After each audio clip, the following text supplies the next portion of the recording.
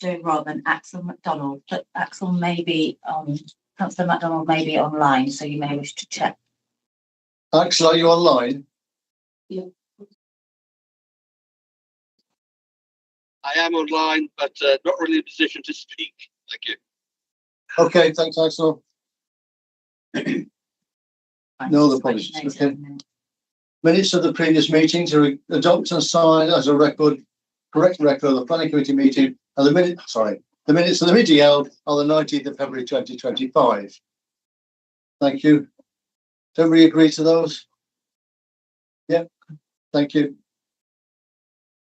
Declaration of interest. Receive declarations of disclosable pecuniary interest. Oh, never say this. Other registered interests and non-registered interests, or any conflicts of interest in respect of items on the agenda for this meeting. I see none. Urgent business. Receive notification of any matters which the chair determines to be considered as urgent business. None, Chair. None, no urgent business. Okay, therefore we will then go to the planning applications, and the first one is 37 Mill Lane, Benson, and the planning officer is Paul Bowers. So please, Paul. Thank you, Chair. Good evening, members. I must begin by correcting something in the report. Paragraphs 9.2 and 9.3 are a duplication. Therefore, please disregard paragraph 9.3. The application is before the Planning Committee this evening as the views of the Benson Parish Council differs from your officer's recommendation of approval, and it has been called in by one of the local ward members, Councillor Powell. The application seeks full planning permission for the erection of a single 3-bedroom dwelling within the garden of 37 Mill Lane, Benson. The application also proposes a new access for the existing property to the north on Coach Way. This is a site within the built confines of the village. It has a frontage and is surrounded by buildings, and as such qualifies as infill development. The principle of erecting a dwelling here is therefore acceptable. In design terms, the building is 1.5 stories in height and of an appearance similar to the dwelling immediately to the southeast at 39 Mill Lane. In the context of the wider area, it is considered to be in keeping. The main impact of the development is to the neighbouring property at 35 Mill Lane to the northwest. That property includes a number of windows looking south and across the existing frontage of 37 Mill Lane, close to the shared boundary. The boundary between the two properties is currently formed by a low hedging and a 1-metre high trellis fence. Benefits from the open outlook and sunlight from across the neighbour's garden. Erecting a dwelling within the front garden of the existing property, in front of the openings at 35 Mill Lane, will clearly have an impact. However, it is important to consider in our assessment that at any time, the owners of 37 Mill Lane could erect a 2-metre high post-boarded fence or wall along the boundary in front of the windows of number 35 to enclose their garden, without the need for planning permission. This would likely have a significant impact on their amenity. Proposed dwelling is sited as far as practical away from the shared boundary. Taking into account the height of the building, the distance, and weighing in the balance, the impact of a new fence could and potentially will have, the new house is not considered to result in a materially harmful impact that would justify the council in refusing planning permission. In terms of the new access onto Coach Way, the Highway Authority have objected on the basis of lack of visibility to the east for vehicles exiting the new access and the increase of vehicles using the right of way. Your officers are recommending approval, contrary to this objection. We do not do this lightly. The Highway Authority acknowledged that vehicle speeds will be low, less than 10 miles per hour. Visibility from the access to the left or west is acceptable. The area of concern is visibility to the east. Passage to the east of the access is limited to pedestrians. There are no vehicular accesses to the east, and therefore no vehicles will be travelling from this direction. The threshold set out in paragraph 116 of the NPPF for local planning authorities to resist development on highway grounds is set at a high level. The impact must be severe. The term severe is translated as situations which may have a high impact, likely to result in the loss of life, or a high probability of occurrence with a lower impact. Given the speeds of vehicles and a negligible increase in movements associated with one more dwelling, your officers are of the view that the impact on highway safety would not reach that high bar of being severe, and consequently do not share the view of the Highway Authority. In summary, this is a site where new housing is acceptable. In terms of design and scale, it will sit comfortably in the street scene. The impact of the development has been carefully considered in the context of neighbour impact and highway safety, and it has been concluded that the development complies with the development plan. The application is therefore recommended for approval. Thank you. Thank you, Paul. I have three speakers. It's a local member, I think. My first speaker is Bill Pattison, Chair of Benson Parish Council.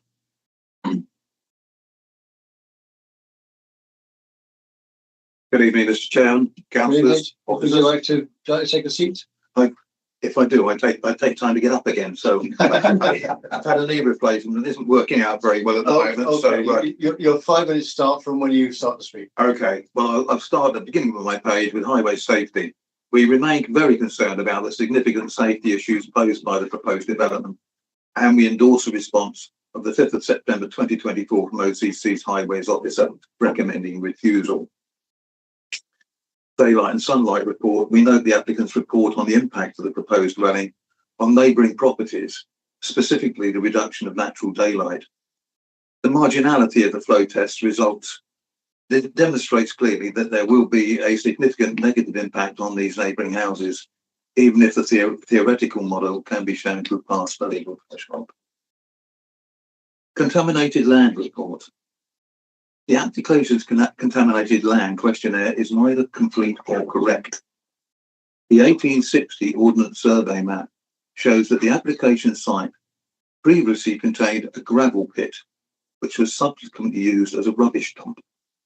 No record exists of what was dumped, as there were no restrictions on what could be dumped at the time.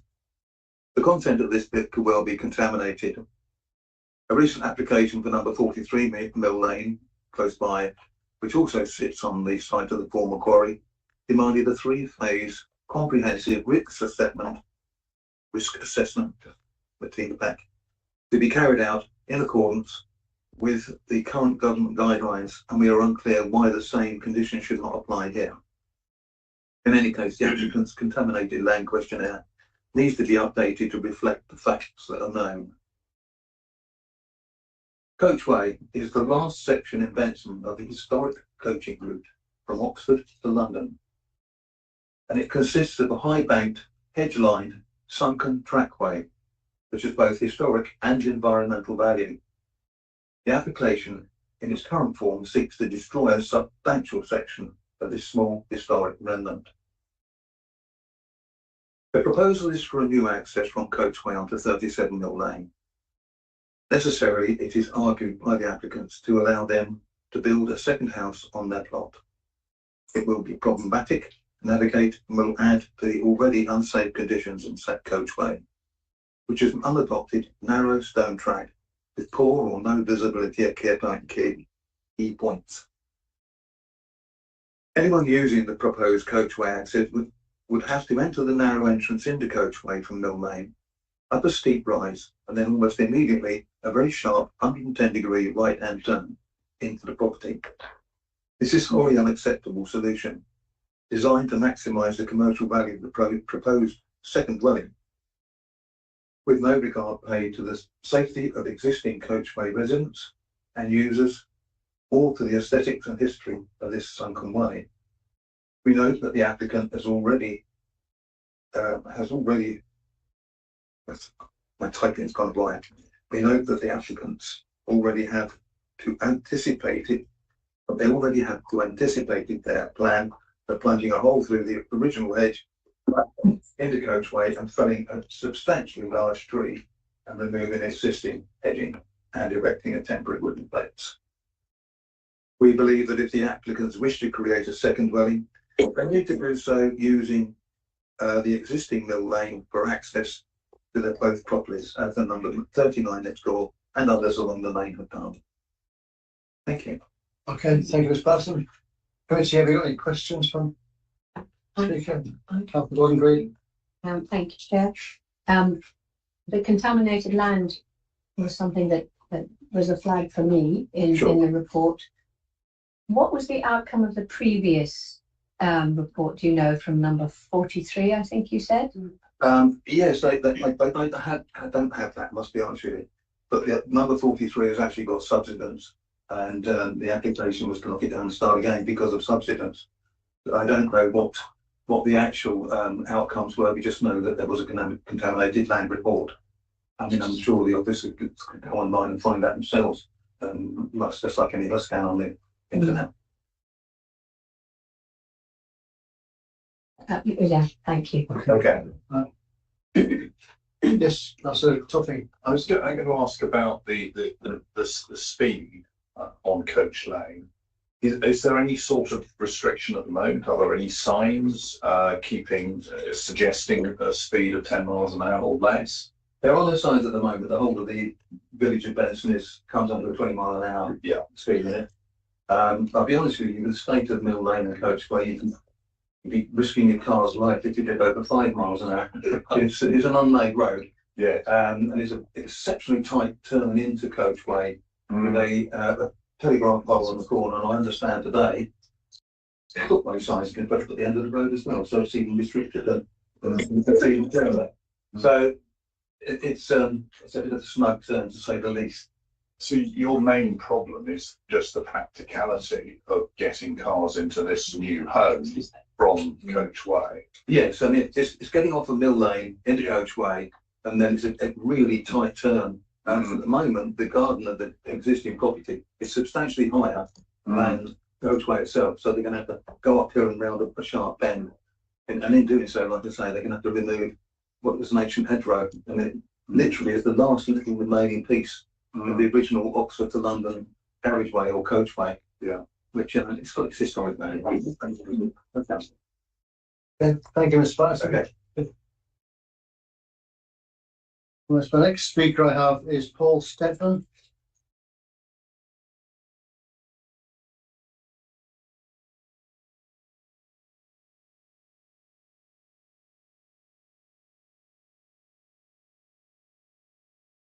Paul, and you have 5 minutes from when you start speaking.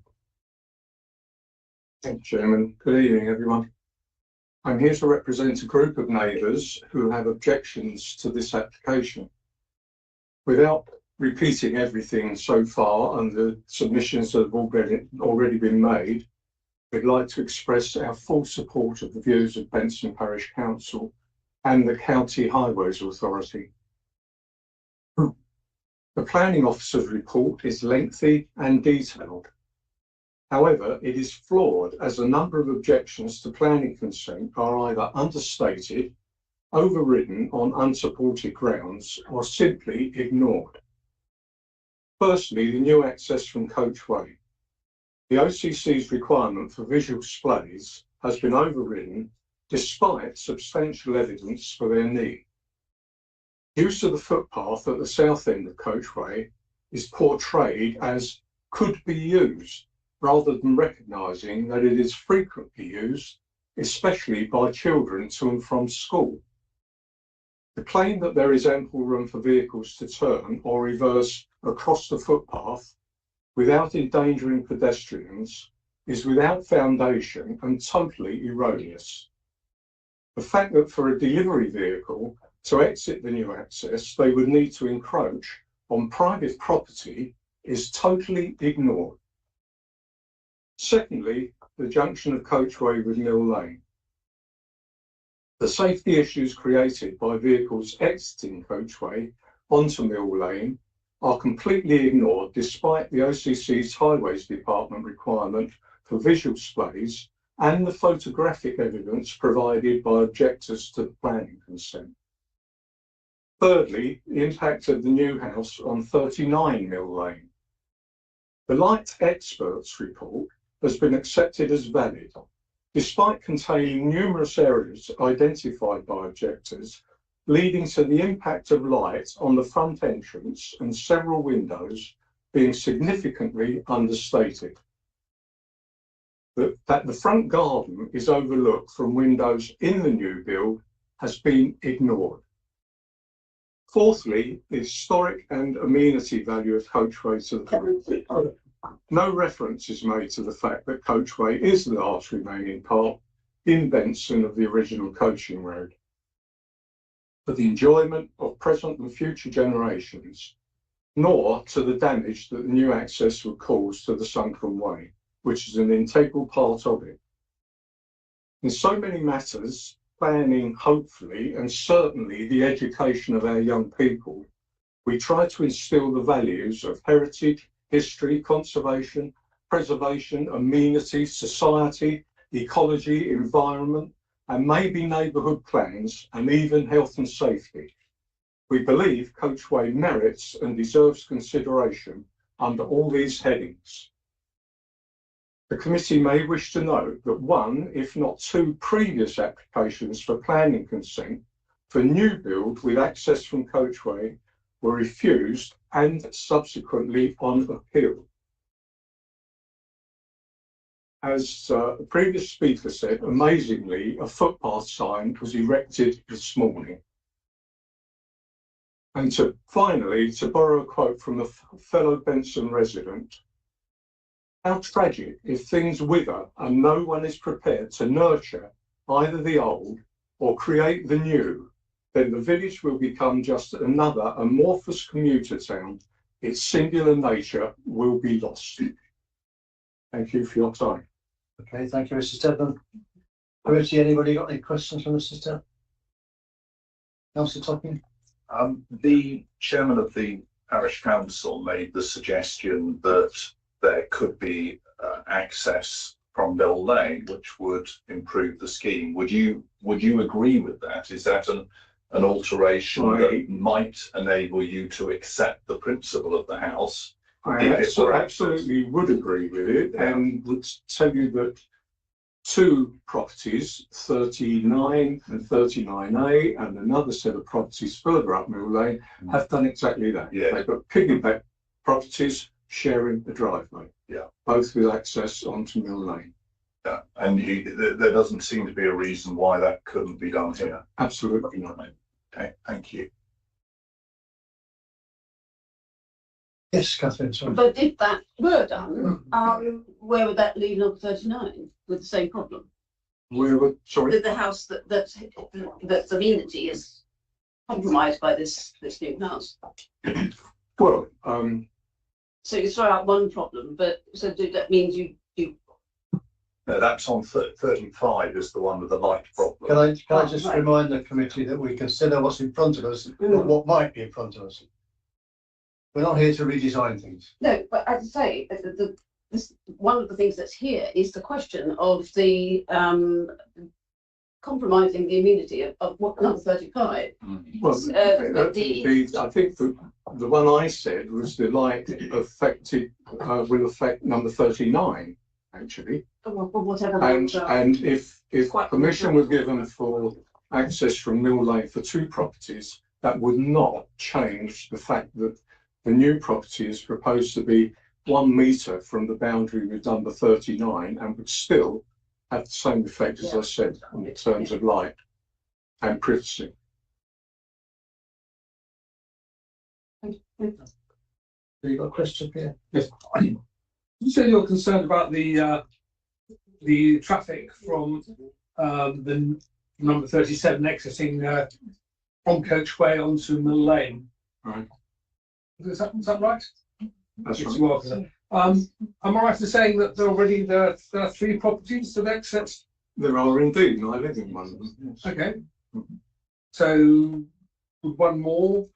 Well, One more vacancy. the orientation of the driveways from the 3 properties are in such a position that anyone using the footpath or coachway can see clearly people exiting from our properties. What they wouldn't be able to see is people exiting from the new driveway. The planning officer says there would be no traffic from the east or to the right of the new driveway, which I find rather mystifying, because the driveway from number 2 coachway and the driveway from number 3 coachway are to the right. Anyone coming down the footpath from the moorlands on a bicycle would be from the right. Okay, whether you close that to traffic or not, I don't know, but it just is not the case. Okay.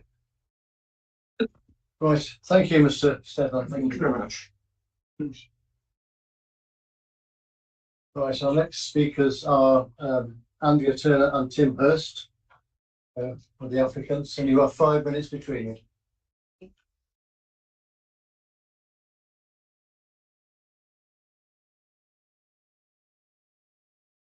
Evening, thank you for letting us come to the meeting. I'm just going to read something that we've prepared jointly, if that's okay. We're not developers, we're two ordinary people trying to achieve a self-built dream. We've lived locally for 30 years and have been active members of Benson Village community for 8 years and wish to remain living in the village. We'd like to address some of the concerns and objections to our application without repeating reports and information already provided. So, overlooking there were property would fall within regulations on all 4 sides. We have additionally measured the average distance across the road between the properties facing each other on Mill Lane. Between us and the number 20 opposite would be 25 metres, therefore obviously further away than the average separation. The proposed new dwelling would not be in direct sight of number 22 at all. Additionally, there are mature trees in the front gardens on both sides of the road to provide screening, with additional planting both planned and implemented. Access, the angled access from Coachway into Mill Lane already serves the 3 existing properties in Coachway, and we do not believe one additional bungalow's vehicular usage would provide any significant increase to accidents in this area. The difference in levels between the rear of the existing bungalow and the road surface in Coachway has also been mentioned. In fact, the area of garden proposed for a new access point is almost level with the road and therefore would provide much less impact on existing hedging and trees than if the new access were positioned further to the west of the boundary. The concern from neighbours that the proposed new access point would not have good visibility to the footpath. Our independent highways engineers have produced figures to address this concern, but in reality, even without an access point in the garden, you can clearly see people walking down that footpath from both in the garden and where the potential access point would be, as well as inside the bungalow, because the hedging is not very dense there, even in the height of summer, and the fencing is low. There are 2 existing driveways at one end of the footpath concerned and currently 1 driveway at the other end. And as pedestrians and cyclists manage to successfully negotiate the existing driveways in Coachway and all the driveways on Mill Lane where there is no pavement, we do not believe the addition of 1 extra driveway will cause any increased likelihood of accidents with walkers, bikes or scooters. There are many roads in Benson that do not have pavements, but do have an extensive network of footpaths crossing them. Roads. Neighbours were invited to view our plans before submission and were advised of our intention to minimise any damage caused by using a local independent small builder to carry out the project, who we've used twice before, rather than a larger company. He's very conscientious, he's compliant with regulations and constraints, and he relies on his good local reputation.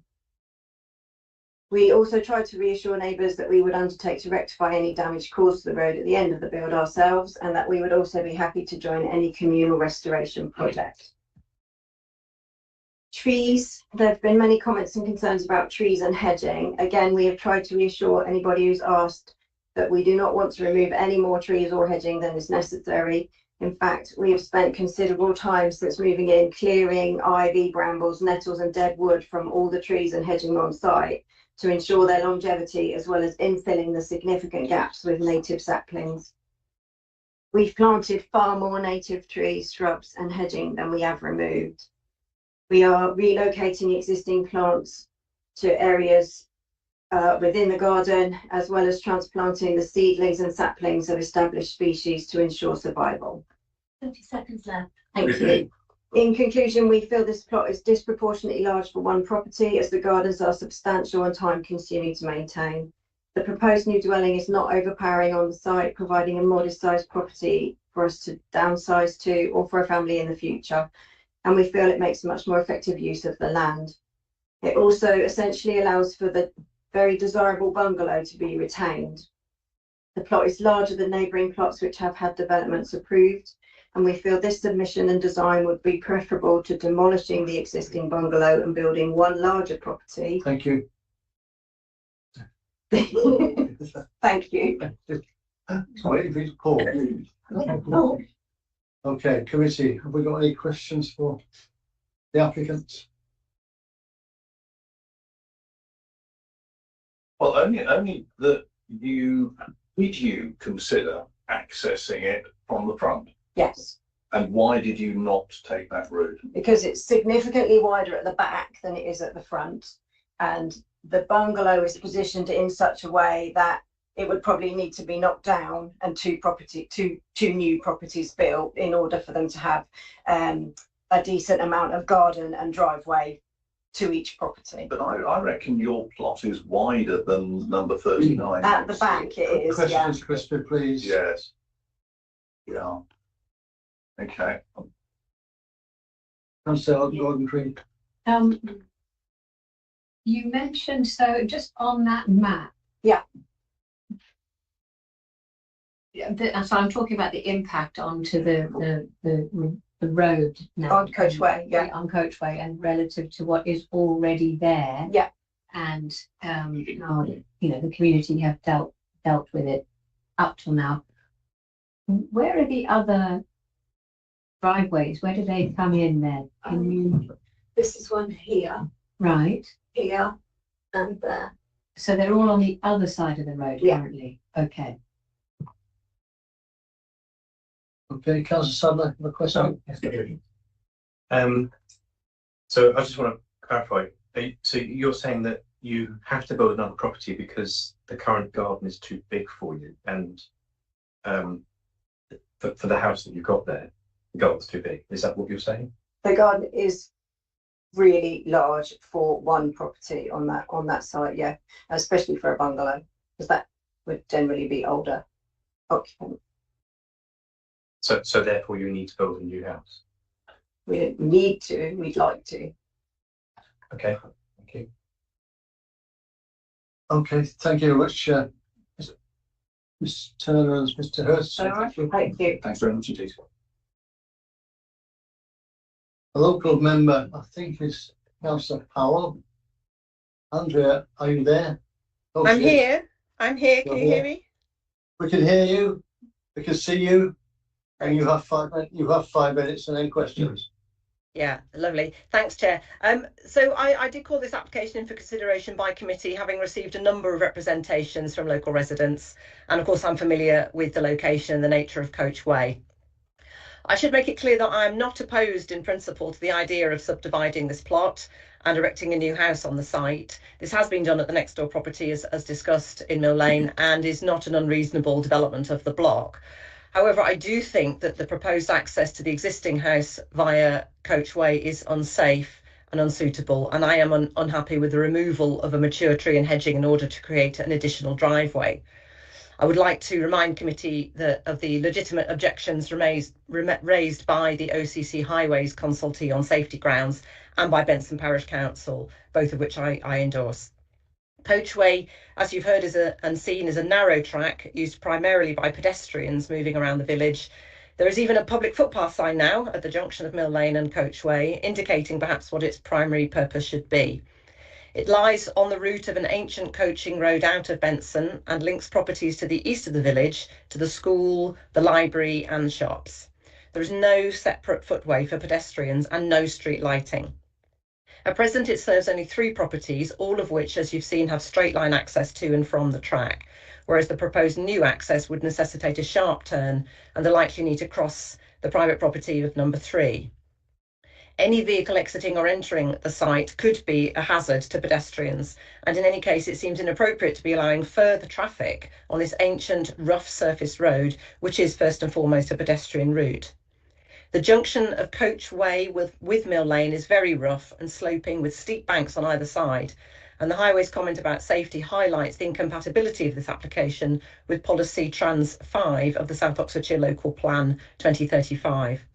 A much safer option would be to create a front to back driveway to reach the rear property, as has been done for the adjacent plot, which is actually narrower than the plot for number 37. The impact of a new dwelling on the neighbouring property is covered in the officer's report in detail, and I'm sure committee members will want to take these factors into account when reaching your decision.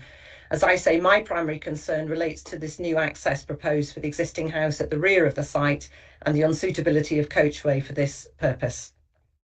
Thank you. Thank you, Councillor Powell. Video, anybody got any questions for her? Councillor Sadler? Yeah, I mean, the applicants do have a point about these other accesses of coachway, don't they? I mean, is it such a difference to have an additional access point there? Well, I think from my perspective, it's just building on what is already an issue. I mean, those 3 houses have been there for quite some time. And as I say, that the views as you come out of their properties is much, much clearer. Yeah, it's one more house, but do we really want to encourage more vehicles, more delivery vehicles, more construction vehicles on what is essentially mainly a pedestrian route through the village? Okay, I see no more questions. Thank you, Councillor Powell. Thank you. Okay, we go back to the planning officer.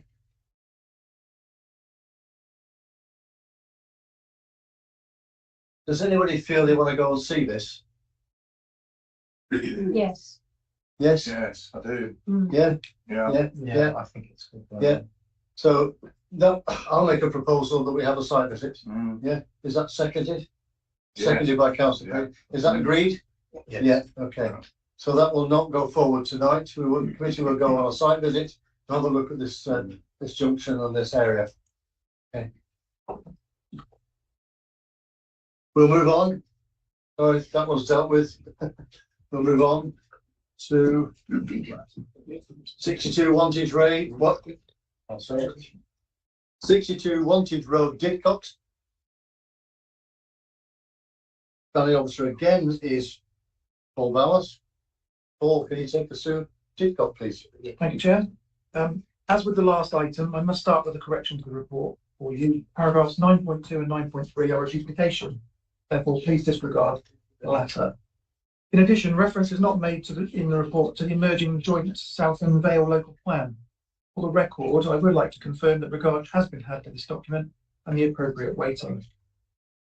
This application is referred to Planning Committee as the views of the Town Council conflict with the officer's recommendation of approval, and it has been called into committee by Councillor Snowden.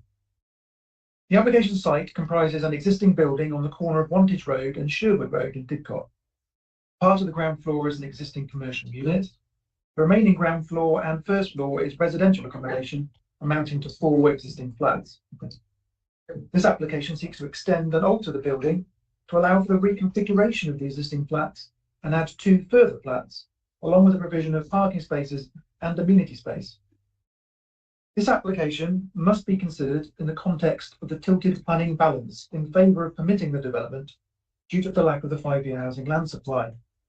The NPPF makes it clear that in such instances planning permission should be granted, unless the application of policies in the NPPF that protect areas or assets of particular importance provides a strong reason for refusing the development, or any adverse impacts of doing so would significantly and demonstrably outweigh the benefits, with in particular regard to key policies for directing development to sustainable locations.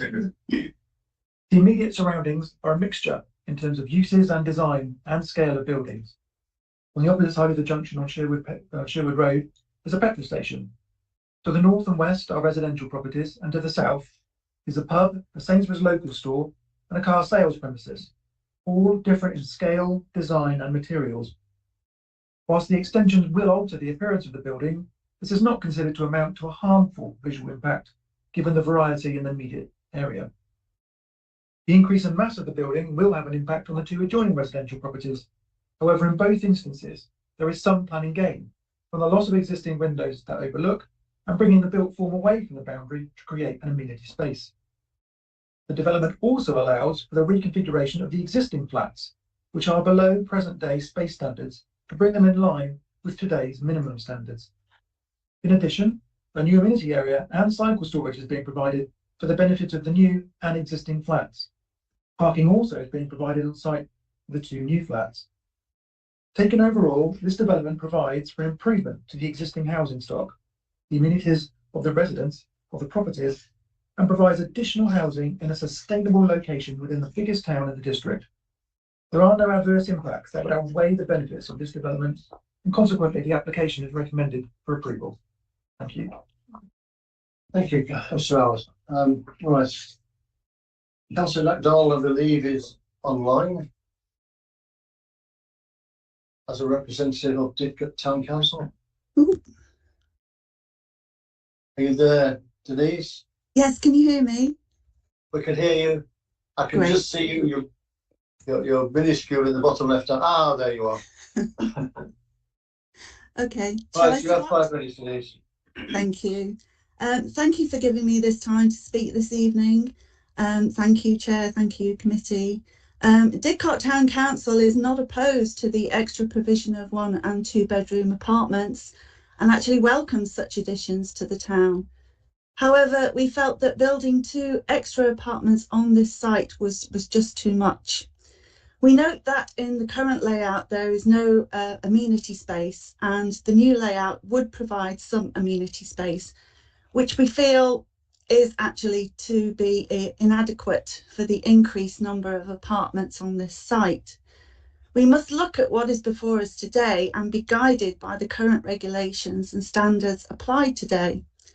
This application is below the standards set out in policy DES5 of the South Oxfordshire local plan.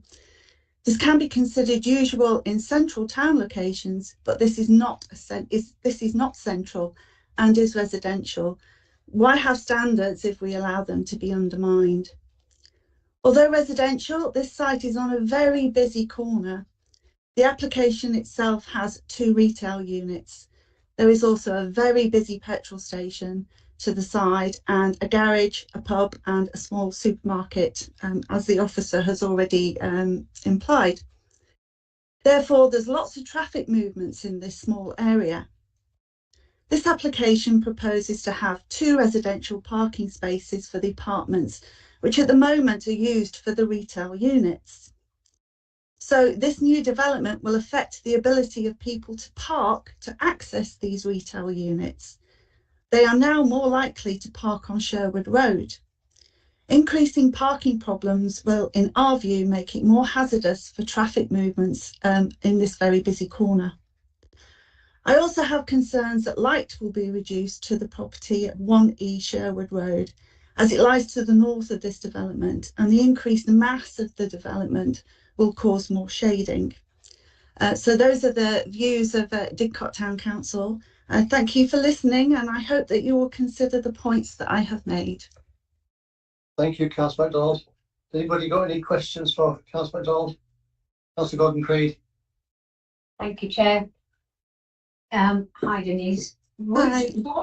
What does Didcot Town Council, what would they welcome with regards to the parking and or, because you had concerns about where the retail parkers would go, and also the bill form just being a bit too much. What do you have input on that as to what would be acceptable? Ideally, it would. I mean, as I say, we're not opposed to having the apartments there. It's just that there's an extra 2 apartments, and I do understand that, you know, with the new layout, that the new apartments would be better. They would be up to standard in terms of the floor space that they would have. So ideally, it would be nicer if we could just have the 4 apartments instead of the 6. It's just the fact that there's an extra 2 apartments and having to provide the 2 parking spaces where the retail where the people visiting the retail units use that space to park. So there's no current provision in the application for people coming to the retail spaces? No. Park? No, okay. Sorry.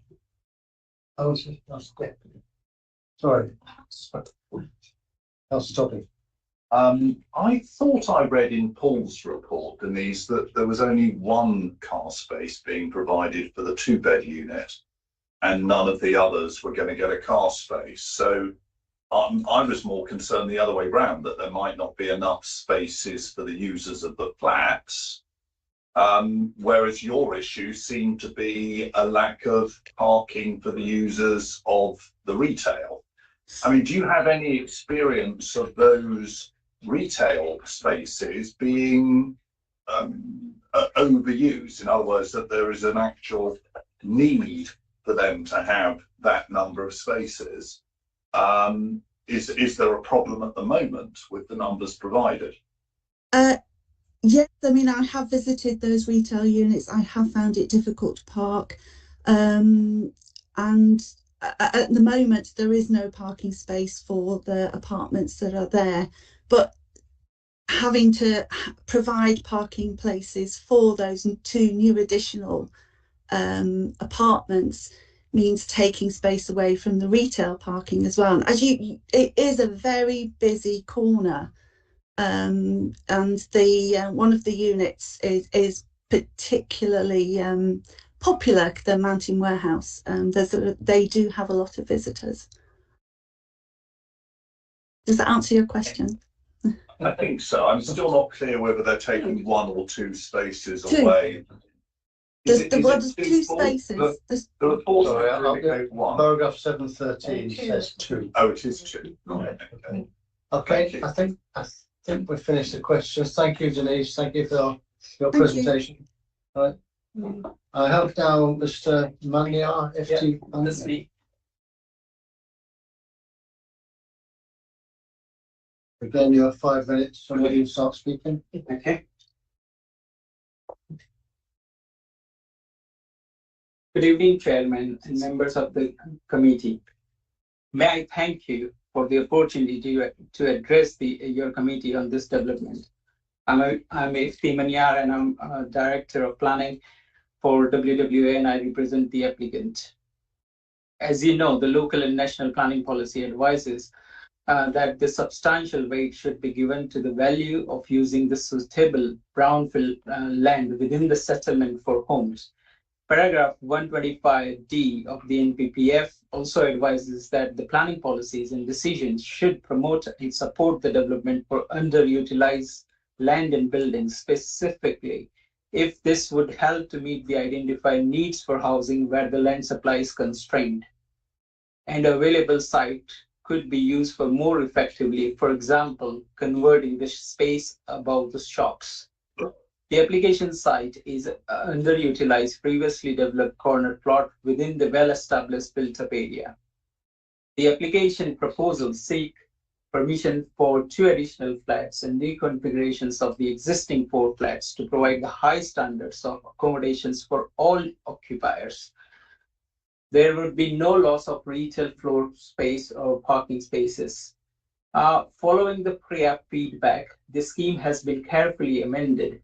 With regard to the objections to Town Council's objections, comments on overdevelopment, the proposed net increase of 2 flats in these sustainable locations would not result in overdevelopment of the site. Due to its prominent corner positions, it would not result in a bulky or awkward relationship with the neighboring property. The site is highly sustainable locations in a close proximity to the shops, schools, public transport, and other infrastructure, and in such locations, intensification of residential use is acceptable and supported by planning policy, both nationally and locally. As the Town Council alleged, the site would result in a poor quality accommodations, which is incorrect. In fact, the proposal is for increased 2 flats with a significant improvements to the current layout, which result in a better quality of accommodations since all new flats will now comply with the nationally prescribed space standards and be provided with the adequate cycle parking spaces as well as landscape and visual improvements. This is also accepted and acknowledged in the committee report. With regard to neighboring amenity, the layout has been carefully designed to be sympathetic with its surroundings, preserving the character of the area. The proposed first floor windows are high level only and can be obscure glazed, which can be secured by a suitable worded condition. The roof extension has been carefully designed so as to protect the neighboring amenities and enhance the character and appearance of the area in comparison with the existing building. In response to the parking and highway impacts, it should be noted that the Highway Authority have assessed this proposal and have no objections to this. and suggested conditions which are acceptable to the applicant. It is well documented that the councils currently cannot demonstrate a 5 years housing land supply, and as officer mentioned, the tilted planning balance applied here. Therefore, the provision of housing in sustainable locations such as this application site is fundamental to enabling the councils to meet the housing target. I respectfully ask members to approve this application. Thank you. Thank you. Members, is there any questions for Mr. Mannion? Just Yes, wondering, Councillor Gordon. it might be in here, but I wasn't able to find it. What will the overall build energy rating be once you're finished? Because the current standard is not good. That's very obvious. Yeah. You said everything will improve. What will the whole build then be rated at? Do you know? And I don't know the answer to this, the energy, but I think the layout, what I mean is the improvement is the layout, and the minimum room space standards will be, currently all those 4 flats are substandards and not meeting the minimum room space standards as well. So it's overall benefits, and also the private amenity space is the key benefits, cycle parking as well. But I don't know the answers to the energy. maybe ask the others. But it will be compliant with the building regs standard. Any further questions? Just one. Will you be taking the existing roof off and replacing it with new material? In which case, you might get an improvement in the E values by replacing with a completely new roof, or are you converting within the existing roof space? This is within the existing roof, but there is a further extensions to it, so there will be expansion. So yes, it will be a significant improvement to the roof as well. So the new build one would expect to be to a much higher eco standard. That's correct. Even if you can't achieve it within the conversion, or it's more difficult to achieve it within the conversion. That's good. Okay. Can I ask a question? There seems to be an awful lot of comments about the parking. Can you confirm what parking will be available for customers of the retail units? There are you will separate those, separate the residential ones from the commercial ones. Yeah, so the plan showing on the proposed site layout plan, you see that this is a part of the officer's report. There are 4 dedicated parking for the retail units. 4 for the retail units. Yeah. And there will be some more parking on the other side as well. So there are 4 parking. And it's separated. It's separate from the initial as well. Separated. Yeah. Okay. Yeah. All right. I see no further questions. So thank you very much for your time and presentation. What councillors are Ian Snowden and Tony Worgan? I don't see either of them on the call. Yes. I'm here. David. You're there. Yeah, sorry, it said CS, not IS. That's why I confused me. I hope to see you. I hope to see you full size at the moment, Ian. Okay. There you are. There you are. Okay, Ian, you have your 5 minutes. Wonderful. Thank you. Thank you, Chair, and good evening, members. This application has a very strong feel to it being just to prove it as it's better than what's currently there. In fact, each application should be judged on its own merits, not based on what's currently there. Policy Des 1 of the SODC local plan seeks to ensure that all new development is of a high quality design. This design is not great. In fact, it's not good at all. Yes, it's better than what's there. Even the computer generated image isn't great, so I despair at what the finished look will be. Des 2, this is completely out of character and appearance with the area. I can't think of the nearest flat to this application. In fact, I'll now quote the officer pre-application advice. This is a prominent corner plot site where something different and unique in terms of design might be possible. However, what is proposed by trying to work with the existing building, but to achieve a new level of accommodation, has resulted in a building that does not reflect the positive features of the area and would not enhance its surroundings. As such, it would be my view that this would conflict with policies Des 1 and Des 2 of the South Oxford local plan. Highways, next issue. This is a completely contrived attempt to create 2 new parking spaces on the shop forefront. The highway officer must have attended during school holidays. As the local ward councillor, I can tell you this junction is chaos in the mornings. The junction is a dead-end entrance to Didcot Girls Secondary School. The forecourt here is well used as a one in, one out entrance where children are dropped off, and this completely ends with this application, meaning carnage with 3-point turns on a dead-end road, crossings, as well as the added cars and cyclists. Highways can be wrong, and in my opinion, they have misjudged the congestion on this junction badly. 7.22 your report. Loss of light and privacy on number 64. The windows might be high, and in which case I don't understand why they can't be obscured. They do attack his privacy, but more importantly, it again is just better than what's there. That is not a reason to approve this application, and the app is a big bugbear of mine. Quote again from the officer's pre-application advice. Amenity space is an important element of the proposal for members of an issue of some concern to them. When I first sat on this council, we took pride in ensuring that new dwellings weren't just rabbit hutches, and that residents would not just have to have somewhere to sleep, but they would have somewhere to live.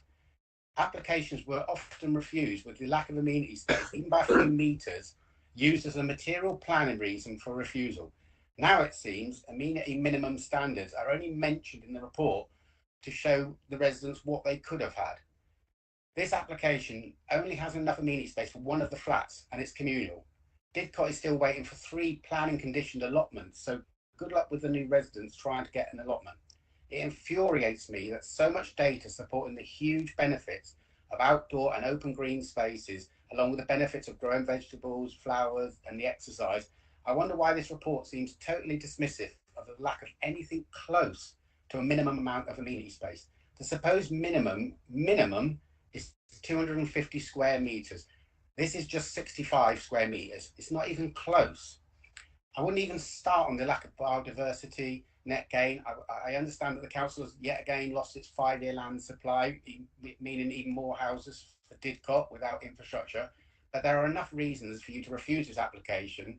The applicant will then come back with a better looking design, being more in keeping with the character and appearance of the area, including things like solar panels in the roof rather than just possibility, like more amenity space, like giving the residents 64 some privacy and more landscaping.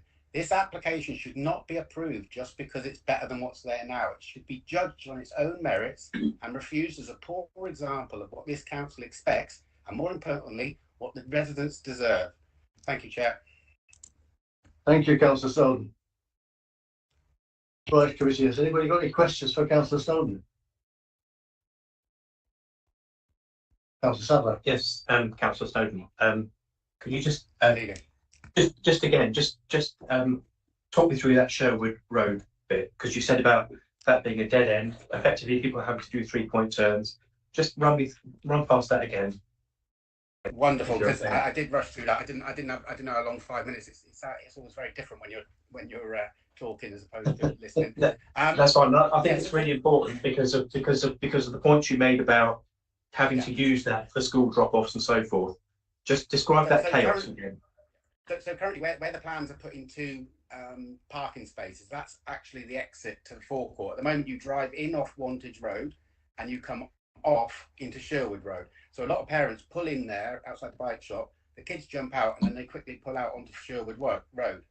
Putting these 2 parking spaces in will block that off, and I've no idea. Look at, I know the forecourt. I have no idea how they're going to do 3-point turns for people for the 4 parking spaces for the shop and the 2 parking spaces for the for the one flat's getting 2 parking spaces. But it means now that there's nowhere really for the parents to drop their children off. If they drive down Sherwood Road, it's a dead end, so they'll have to do 3-point turns at some point in the road to come back up the road. Wantage Road's got cycle lanes on both sides, so drivers won't be able to pull over on the side of the road and let the kids get out without blocking the cycle lane.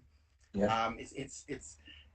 It's already such a congested, and I know we're only talking about having whatever it is 2 flats or something like that, but there's 2 parking spaces, but we're also losing access to that forecourt, so it is going to have quite a detrimental effect, in my opinion. Thank you. Okay, thank you. Councillor Dragonetti. Yeah, Councillor Snowden, do you think it's appropriate that private land should be used for highway purposes. You seem to sort of defend the rights of parents to, use this land to get there. Can anyone just drive across any land if it's makes an easier journey for them to drop their kids off at school? Sounds a bit of a strange. Okay.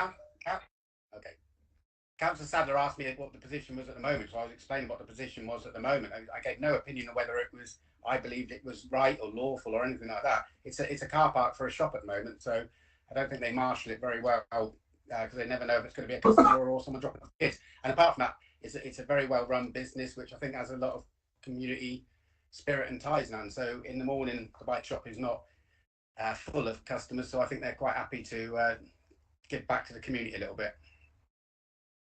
Okay, thank you. Thank you, Councillor Snowden. I'm sure the committee will take note of your points. Yeah, thank you. Okay. Right, we go back to Mr. Bowers. No, we don't. Yes, we do. Yes, we do. Yes, we do. The questions from Paul. You were the planet. Yeah, sorry, I'm getting myself lost now. Unless there's any more. Right, one question I've got on car parking, because I'm seeing that item 8, page 8 on the pack, which is what's there now. And I'm seeing the 4 parking spaces for the retail units. And past that, I'm seeing some diagonal lines. Yes. Are those existing parking spaces for the retail unit? I would suggest they probably are. Looking at they are probably. And opposite that, there are two oblongs. It doesn't say what they are, but they look like car parks. They look like 2 tandem spaces. They look like 2 tandem spaces for the retail units. And I'm also seeing an arrow, which will indicate you can drive straight over the pavement to get onto Sherwood Road. Correct. Yeah. Yeah.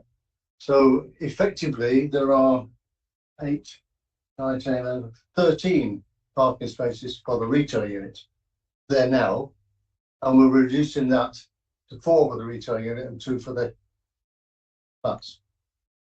It's not a fair exchange, is it? Yes, 8 spaces. 1, 2. There are 2 diagonal ones in front of the shop frontage. Yeah. Whether those meet the right size for a car Probably parking not. space, probably not. So at the moment, yes, the vehicles come in 5, 6, 8 from Wantage Road and out onto Sherwood Road. and you can access Sherwood Road from those parking spaces. This development would preclude the in-out arrangement because the 2 car parking spaces for the new flats would occupy the out. Yeah. Therefore, the 4 spaces that are left in front of the existing shops would allow for the parking, turning, and then going out onto Wantage Road rather than cross over the junction. Okay. Just clarifying what's there, what we're losing, or what's being lost, and what's being gained. So the gain of 2 parking spaces is not huge, is it? I'll be losing 4. Yeah, right, sorry. I was just trying to understand that. Okay. Anybody, Councillor Sadler? Yes, could you possibly just clarify? Councillor Snowden was making some very valid points, in my opinion, about space for occupants of these new flats. Can you just go through those rules and regs on that? Because I think he was making some very well. I'd like to hear your view, please. Of course. So the current situation is the existing 4 flats have no amenity space whatsoever. When I say amenity space, there's nowhere for them to sit out. They don't have a communal garden, as it were. And during the pre-application stage, this was identified. I flagged up to the applicant's agent that this is an issue, that it would be of an added benefit if a space could be created. There is only so much land available here, and to create the amenity space that they are going to have for the benefit of all 6 flats has involved the demolition of parts of the building along the northern boundary. So what the applicants have done to address a number of the issues that I raised with them, they have tried to create a benefit, both from in terms of providing cycle parking, which there isn't at the moment, and a mini space, which there isn't at the moment. But these are below the standard. So if this were a new development, a new building on a plot of land, we would be looking for a minimum amount of space for all the flats. But this is an existing site and they've got to work with what they've got. And they are essentially utilising the space that is available to them to provide some amenity space, but obviously not up to our standards if it were starting from scratch. But it's providing the existing occupants of the flats and the new occupants of the flats with a space, and along with it, some gain in terms of biodiversity, for which at the moment it's either building or concrete on the site. And I think the point you were making was that we're trying to shoehorn people in to very small units into that place, because actually that's just what we can do with that site. And so we're effectively, are we effectively just giving a bit of a free pass to these developers to go and build much smaller flats than we would normally accept in other areas, with smaller amounts of amenity space and everything else that goes with it in an area which is already, sounds like it's very congested? I wouldn't say we're giving anyone a free pass. I would say that they are trying to utilise the space and make effective use of the land that they've got. The existing floor area for each of the existing 4 units is so small it's below the minimum standard. Through this development, not only does it provide 2 additional flats, it upgrades the space, it reconfigures the space that they have to enlarge the existing 4 flats, so they meet the present day minimum standards, which is an added benefit that is derived from this development. So we go for minimum standards. But, It meets the minimum standard. That's what So I'm we're going for minimum standards. Okay, thank you. They are. We aren't. Chair, could just add into that in terms of, because they are refurbishing the flat, then they'll have to comply with building regulations, which means, I think was mentioned earlier, that the insulation, soundproofing will have to be at current standards as well. So there will be an improvement from that point of view as well. No, it's fine. It's just that obviously we just need to be mindful as representatives of this district that we're saying, yes, we are approving minimum standards for people who live in these flats. I think the minimum, the flats are to the standard. They're not above it, but they're minimum. What's not to the standard? What's not to the standard? I'm speaking of what's not to the standard is the amenity space, and that's what Ian was going on about. Yeah. It's the amenity space which is not to the standard. If these are brand new, I mean, I shouldn't speak. Paul would tell you, if these were brand new flats, they would have much more amenity space. They're not brand new flats. They have a small amount of amenity space which is not to the standard. So, but you would argue, or they would argue, that with the space available, with the land available, they can't provide that. Can I And ask? yes, so, yeah, it's question support. The Paul should be answering these questions, not me. So this is you'll tell me if this is remotely relevant, but with the retail space below, and we're approving an application for flats essentially, but will that removal of a considerable amount of car parking space and flow in terms of the effect on the retail units, do they have a say? Like, is that are they part of, because surely that's going to have an enormous impact. I know that's not what we're considering, but is that, how come? Like, how come they're not part of the application? Are they just rented? You know, it could be the case that they're rented. Yeah. The ground floor arrangement in terms of the commercial space isn't proposed to change as part of this development. What I would say is that the car parking arrangements and the frontage is long established, and even within the last 10 years or so, this was an edge of town location. But with the extension of Didcot with Great Western Park, we're no longer on the edge, we're more towards the middle.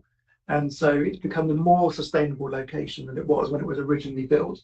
Therefore, the argument could be made that actually they don't need a commercial unit in this location, may not need that amount of car parking provision currently, whereas when it was originally built, it may very well have needed that. But so much of the this location is now accessible by foot by a large swathe of the population that have come about through the extension of Didcot.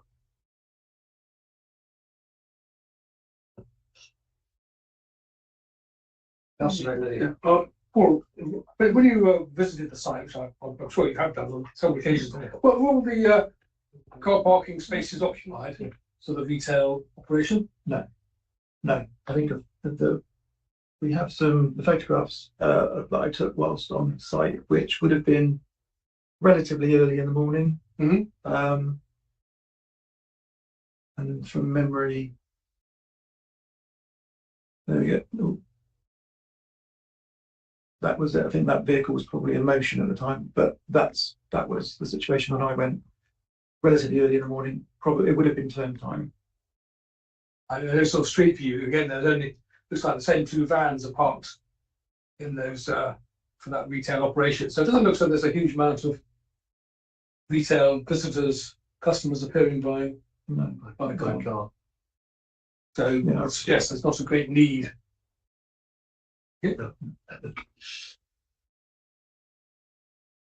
Okay.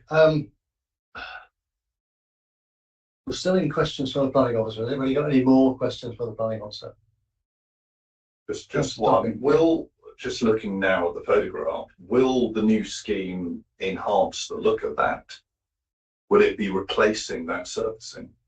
It will create, so I think on the site plan there will be some sort of green enclosure of the two spaces that will be accessible from Sherwood Road. There we are. So yeah, there's going to be some enclosure of the two car parking. But they're not going to resurface the front. That's not part of the application. That's not something that I've seen that they're proposing. Yeah. It may be they'll obviously repaint and reconfigure the spaces, but the surface seemed to be in good condition when I was there, and it's not part of the application. Yeah, it's just the photograph doesn't make it look in a good state. Okay, I see no more questions. It's time to proposal, please.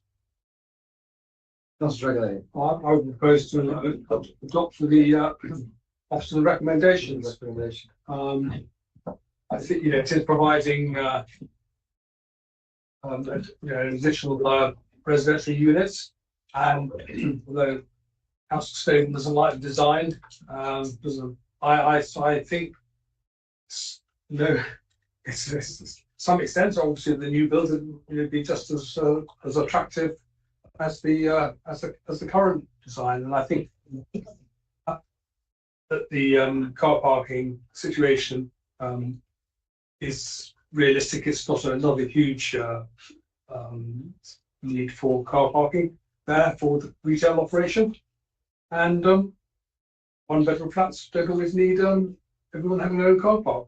So on that basis, I would go for this. I'm looking for a seconder. Councillor Topping. Yeah, I'll wait for the debate. I would just add that I think that Didcot is very short of flats. I think that the vast majority of development in the time that I've lived in the area, 25 years, has been 3 and 4 bedroom family houses. And what is lacking in Didcot is flats, particularly in the town centre. And I would regard this site as being in the town centre. And you inevitably compromise in town centres. In most town city centres, there's very little, if any, amenity space and no car parking. So you have to go with the flow of what's available here. I think this is an improvement on what's on the site at the moment, and we should support it. Okay, thank you. I'm now open for debate. Is there any debate? Councillor Sadler. I think the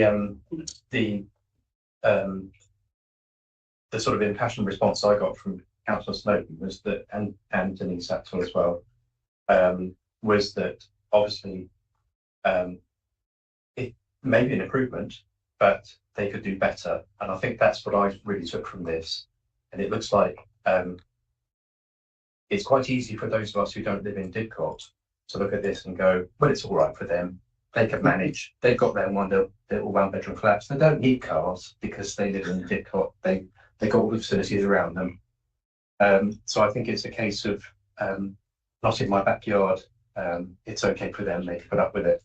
So that's how I feel about it. Yeah, I can say I do tend to agree with what you're saying there, but this is an existing development. If there's new development, it'd be totally different, I think, but this is an existing development. Looking to improve it. There's considerable improvement in there. It's not ideal, it's not the best, but I will be supporting their proposal. Councillor Gordon Creed. I think the wish that essentially the objections are those 2 extra flats, which I understand, from a developer's viewpoint, they're investing money into this, and so therefore they obviously want to make money, but could do better, I think, is the issue in terms of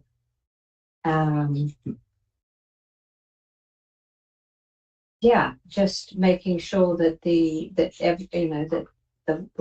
what does happen happens to the best standard rather than the minimal standard, ideally.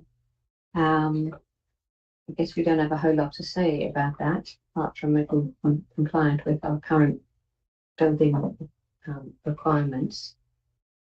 It's a difficult one, but I know we also have to give weighting to the lack of 5-year housing supply, which is set by central government. We don't have a choice about that. So I think we don't, do we? We're debate, you can't. Yeah. So yeah, I feel torn about that. I just Okay. Anybody else wish to speak? No. I'll come back then to Dragonetti to sum up. What would you say? Well, it's not the solution we would have looked for if this was a completely green blank site. But it does provide, it's going up from 4 flats that don't meet standards to 6 flats that do meet space standards. We all recognise the amenity space is constrained, as we've often in an urban area, as we know when we've considered sites in Henley.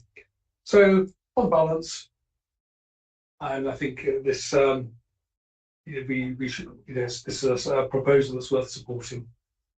Okay, thank you, committee. Our proposal to Rose's recommendation. Proposer seconded. All those in favour, please show. All those against? Abstentions? Okay. And it's passed. Thank you, Chris. I'm just going to go get a glass of water. Anyone else? Quick break.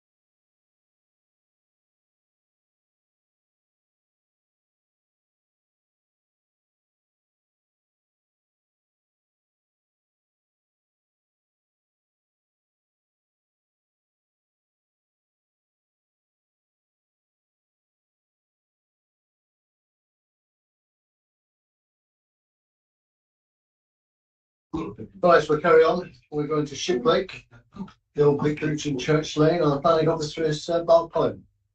Mark, over to you. Thank you, Chair. This application is referred to Planning Committee this evening as the views of your officer conflicts with the views of Shiplake Parish Council.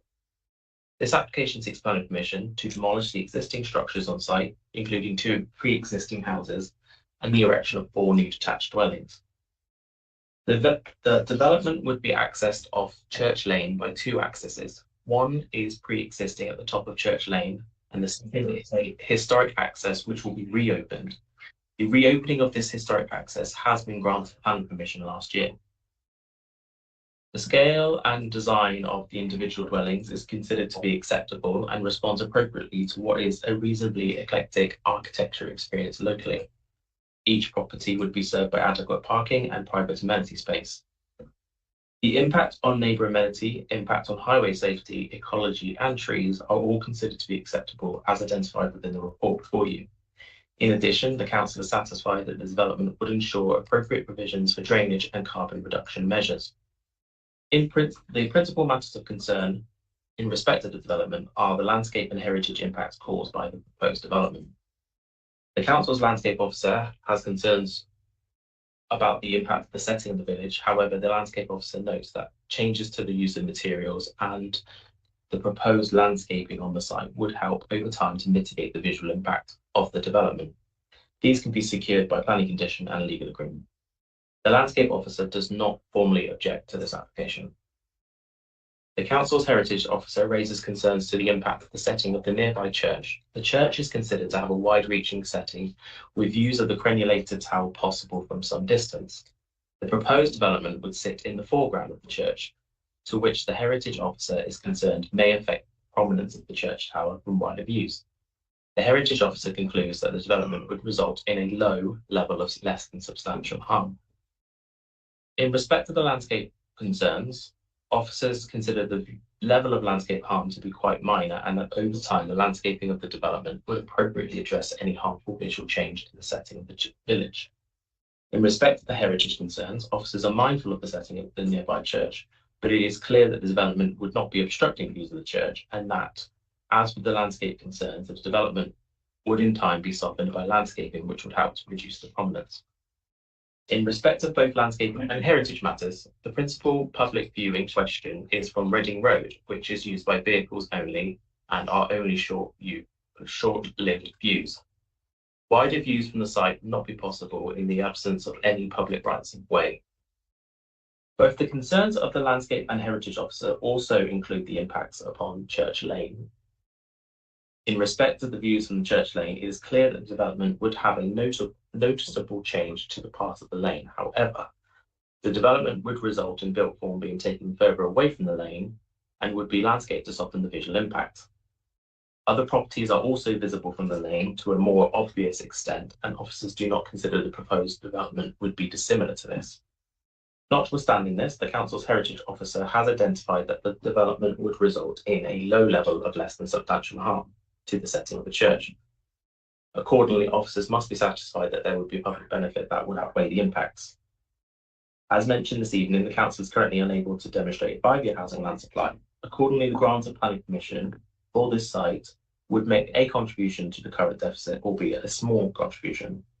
However, given the development would only result in officers' view a low level of less than substantial harm, it is your view that the provision of these dwellings, which would be better energy performing and would promote a net gain in biodiversity on the site, would result in a public benefit that could outweigh the harm identified. Accordingly, the development should be granted planning permission. All material considerations have been identified within the report before you, and officers are satisfied that no material objections can be raised in respect of them.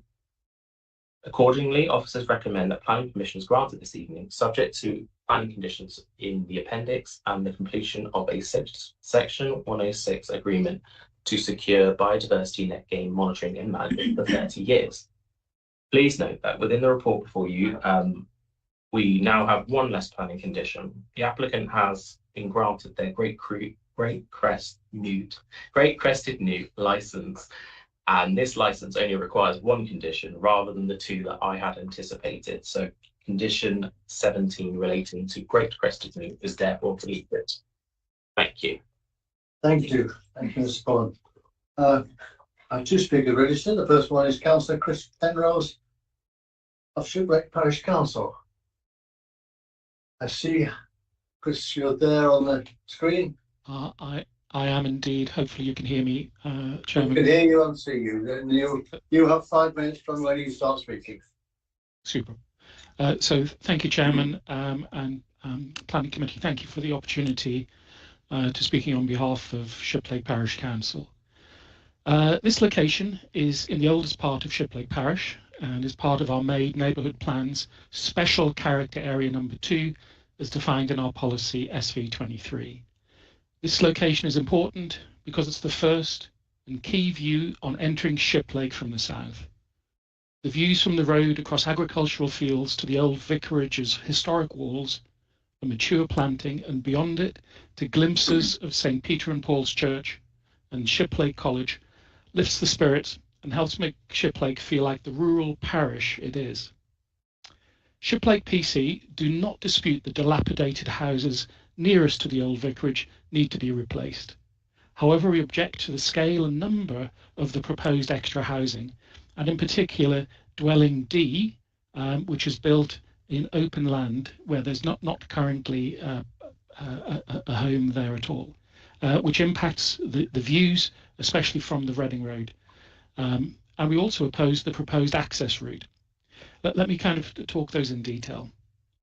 So first of all, we believe there's significant harm to the visual impact to the semi-rural landscape setting of historic Shiplake Village and the impact on important views from the Reading Road to the heart of Old Shiplake. The view looking from the Reading Road to the church overlooking the old vicarage is held to be the most important view in the parish. Negatively impacting this is contrary to Shiplake Village's Neighbourhood Plan Policy Number 11, important views, and also because this is in Special Character Area 2 and the associated multiple listed buildings in the immediate environs.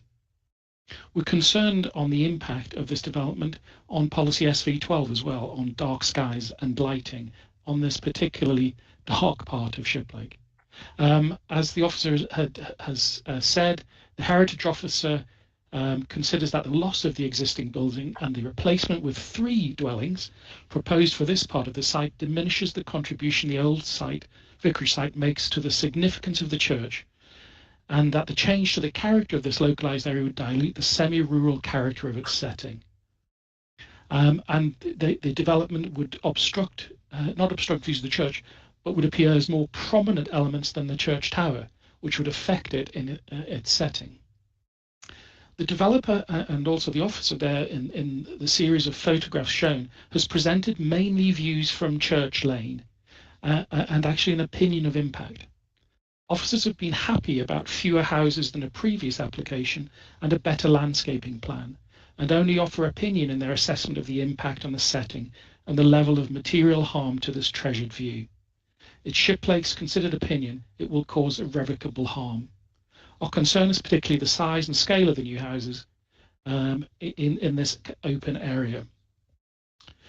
If I move on to the other issue we have, which is about the proposed access for the 3 new buildings, which are now proposed to be transferred much further up Church Lane, where it's currently all access to all of the old vicarage site is off the kind of first 15 metres off the Reading Road. The proposed road to be used for these extra 3 houses is of inadequate width. It's essentially a single track and is of very poor construction and very poorly maintained. It's constantly on Fix My Street. We believe it is has the opportunity of being perhaps Oxfordshire's worst maintained road, and I know there's a lot of competition for that. Viewed from a desk, it might seem like this is an acceptable location for access, but to experience Church Lane, especially in the rain, proves this access is ill-advised for the additional homes. And so we believe that this proposed approach impacts highway safety and would be contrary to the Made Shiplake Neighbourhood Plan Policy SV19. In summary, we believe that this development would have an irrevocable impact on the important views in this special character area of our Made Neighbourhood Plan, and there's inappropriate access off a poorly maintained church lane. If this committee is minded to move towards accepting officer's recommendation, Shiplake would request consideration is given to a number of items. One, to do a site visit prior to making a decision, to review the perspective of the state of Church Lane and the impact of the views from the Reading Road, and especially on the impact of new dwelling D. And additionally, conditions related to traffic management, especially to avoid the use of Church Lane in the demolition and construction of the dilapidated houses, and to only use the on-site old vicarage route for access and egress, in line with the condition that this committee granted and insisted upon for the rebuilding of the old vicarage, which is the subject of a separate application. And we would also request the strongest possible conditions related to the preservation and replacement of mature trees. Thank you, Chairman. Okay, thank you, Councillor Penrose. Committee, any questions for Councillor Penrose? Councillor Topping. Am I right in assuming from the plans that the existing building, and I think it's the old vicarage, is actually closer to the church than the new proposed Unit A? In other words, they're pretty similar. Yeah. I would have said, looking at the plans that I'm looking at, that the existing building, which is a very strange shaped building, it would be useful to see some photographs. There's very little reference to it other than it having no architectural quality. But what is being knocked down, it's a very unusually shaped building, and it does have an area that sticks out towards the church by some considerable, and that appears to be being knocked down, and the boundaries being actually taken away from the church where they're citing the new building A.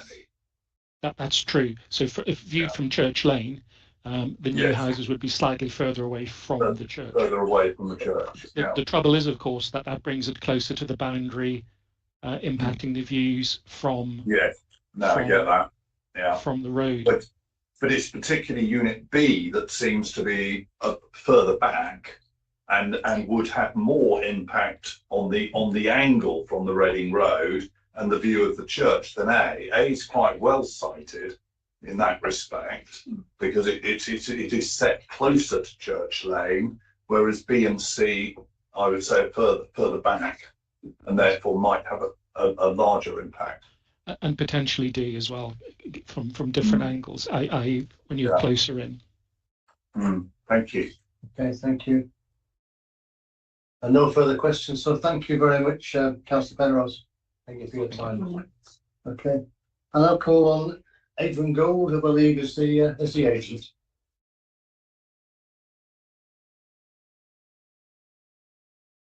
And again, you have 5 minutes from when we start speaking. Thank you, Chairman, members of the committee. The officer's report and presentation has provided you with a balanced and cogent justification as to why the proposal is worthy of your support. I would, however, just like to make a few other points to emphasise this. Firstly, the site is located within the settlement boundary of Shiplake Cross, as per the neighbourhood plan designation, and therefore in a location where infill development or redevelopment is acceptable in principle. Given the current lack of a deliverable 5-year supply, this is a very important consideration, as the proposal will contribute positively to meeting the district's housing needs without pushing development beyond the settlement boundary. In policy terms, it's also relevant to note that the site is not located within a conservation area, a national landscape, or any other protected area. As far as the benefits of the scheme are concerned, the proposal will result in the removal of existing cottages and other structures that are of limited design quality, which in addition are very poorly insulated and highly inefficient in energy use terms. The proposed cottages, in contrast, would have an attractive traditional design form and materials that would respect and reflect the vernacular traditions of the area. Furthermore, they would be constructed to a far greater standard of energy efficiency than is currently required by SALT policy DES 10. The proposal will reduce the developed and surfaced areas of the site by around 20%, and thereby allow for the provision of significant areas of new and enhanced landscaping. This will see a new tree planting belt being created all along the western boundary of the site, a heritage orchard and wildflower meadow being created in the central section, and additional trees and hedges being planted adjacent to the entrance to cottages A to C. The proposed planting will in turn help ensure a significantly greater enhancement in biodiversity terms than the statutory plus 10%. Turning attention to the parish council's concern regarding access arrangements and to the visual impact of the development on the setting of the settlement and listed buildings, I'd like to make another couple of points. Firstly, it's obviously relevant that there is no objection from the highways officer to the proposed access arrangements. And also, as the officer has said, that access has already been approved. The basis for there being no objection, I believe, is that the recessed gates and the visibility displays that are being provided will enable the free flow of traffic without impinging upon the safety or convenience of road users, cyclists or pedestrians. As far as the visual impact of the development is concerned, I think it's particularly relevant that views towards the site from Reading Road are not long, lingering views like you might experience walking along the Ridgeway.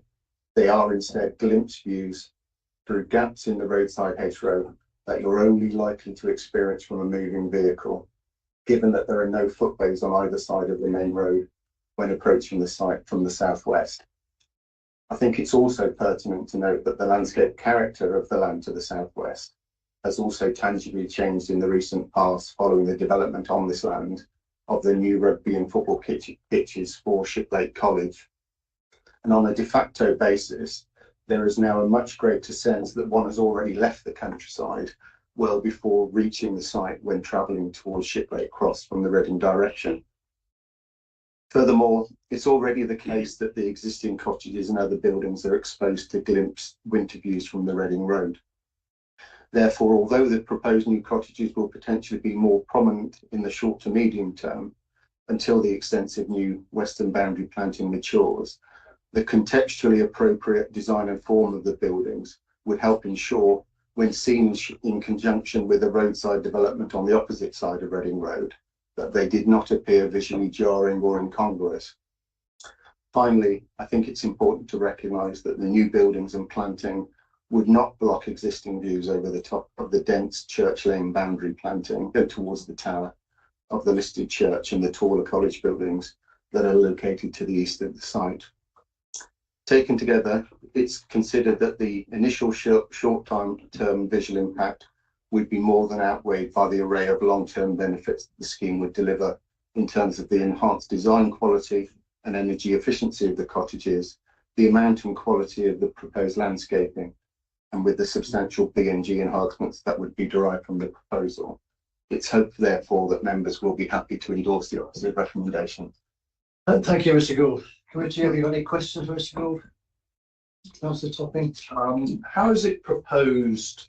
You talk about the orchard under management, so that's not going to be included in the gardens of any of the units. No. How can we be sure that in a couple of years' time there won't be another application to fill the gap?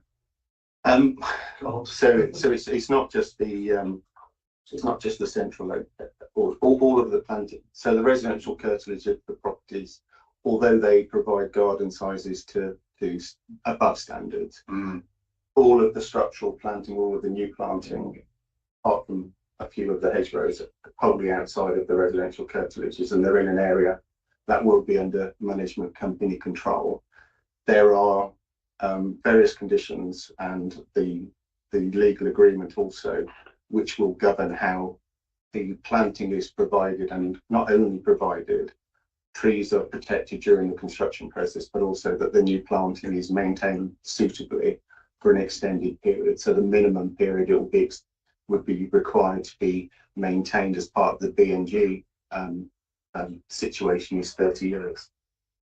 The planning condition that's been suggested by the officers goes beyond that, even with the management plan, because it talks about protecting the landscaping for the duration or for the lifespan, I think it says, of the development. So we would hope that would be more than 30 years. The other thing is you refer to these as cottages. They're actually quite big houses, really. I think that's a three and style. bedroom. Yeah, sorry. Yeah. I think that's a term. I think the style and the detailing is cottage style, but I don't mean that. It's not meant to diminish the scale. The scale can be seen readily enough. So, thank you. Councillor Gordon-Creed. Thank you, Chair. Have you considered the construction phase and the impact of as the parish requested, that if those construction vehicles are going to go up and down Church Lane, have you factored that in to mitigate? Well, the parish councillor did make a point about the fact that there was a condition attached to the main house redevelopment, which requires details. It's a construction traffic management plan that's required to be submitted and approved by the council. In this particular instance, or in other instances where there's rural trackways, another condition that's been imposed is to undertake photographic survey of the lane prior to the development commencing, and then that is used as the basis for an assessment of what work might need to be undertaken to restore the road. I think what I'm getting to on that, I'm mentioning both of those things, is that if the committee felt strongly that construction traffic should principally enter into the site from the existing entrance, that's something that could potentially be dealt with by a construction traffic management plan condition. Any further questions? Yes, Councillor. Considering what the materials are going to be used for these cottages, I think our plans on the back of the writing so small I couldn't read. So there's so brick, and we had proposed a brindled clay tile as well initially. The roof, I mentioned, I don't know if you saw the letter I sent prior to the committee. We have also submitted some details to address the latest comments from the landscape officer to include a slate tile roof instead, and so we've submitted plans. So I think, having seen the images, the slate tile blends much better into the background, certainly in winter view. So that's a change that's been made, and I think is a suggestion from the landscape officer which has helped the scheme, I think. Yes. On the sort of brickwork, the facing, I can see on one of the plans I've got is the sort of work around the windows and the corners of the buildings, and it's sort of white in the middle. Is that just artistic impression, or is it going to be all brickwork, or is it going to be brickwork and then render? So well, it's not. I think so there's brick and flint work. There's brick, and then there's stone as well, I think. That's oh, right, flint, I see. Yeah, okay. Sorry, I haven't got them yet. I've printed out everything else. Yeah, well, exactly. Sorry, I haven't got eyes in my head there. I printed out everything else but that to bring with me. Sorry, no, it's stuff. Oh, that's fair. There's a mixture of flint and brick. Is that right? Yeah, and again, with the architects, they did a study of the surrounding area, and on that basis, they came up with a palette of materials which would be reflective of the local area. Okay, we need to move on. I see no further questions. So thank you very much, Mr. Gould. Thank you. We'll go back to the planning officer, back to Mark. If we've got any questions for him, committee. For me, it would just be it sounds like the access is already in terrible condition, which is going to get worse. I don't know, but that's me. Okay, so sorry. I don't think the access is as bad as is explained. Right. Some of the photos on this presentation were taken yesterday. And just to give you an indication, it is a lane, yes. But you may be able to see on these photos, it's in reasonably good nick. It's tarmac. Yes. This is the existing access off of Church Lane. The site is all of this goes beyond there. Few little potholes here and there, but it certainly isn't the worst road in Oxfordshire. Again, this is a further just down the track. The site is all on the right over here. So to my mind, I would want to, if we were minded to pass it, I would want to condition. It did sound like the agent was happy to accept a condition for a construction traffic management plan, as long as it isn't under the assumption that all traffic and construction goes via the only current access, because I think there are ways of achieving the development and actually carrying it out without. I think probably one of the biggest issues with construction traffic would be parking, because builders just tend to park off the site, don't they? And they clog the lane up. Yeah, I mean, this is an existing situation. People often just leave their cars down there anyway. That's actually where the access is going to be reinstated, I believe, this little bit here. Okay. Yeah, I mean that's all matters that can be dealt with at the conditional stage, and But that's on the condition. It is there, is it? The full wording of construction, I haven't got it on. I can look at. Sorry. Could we add that then, please?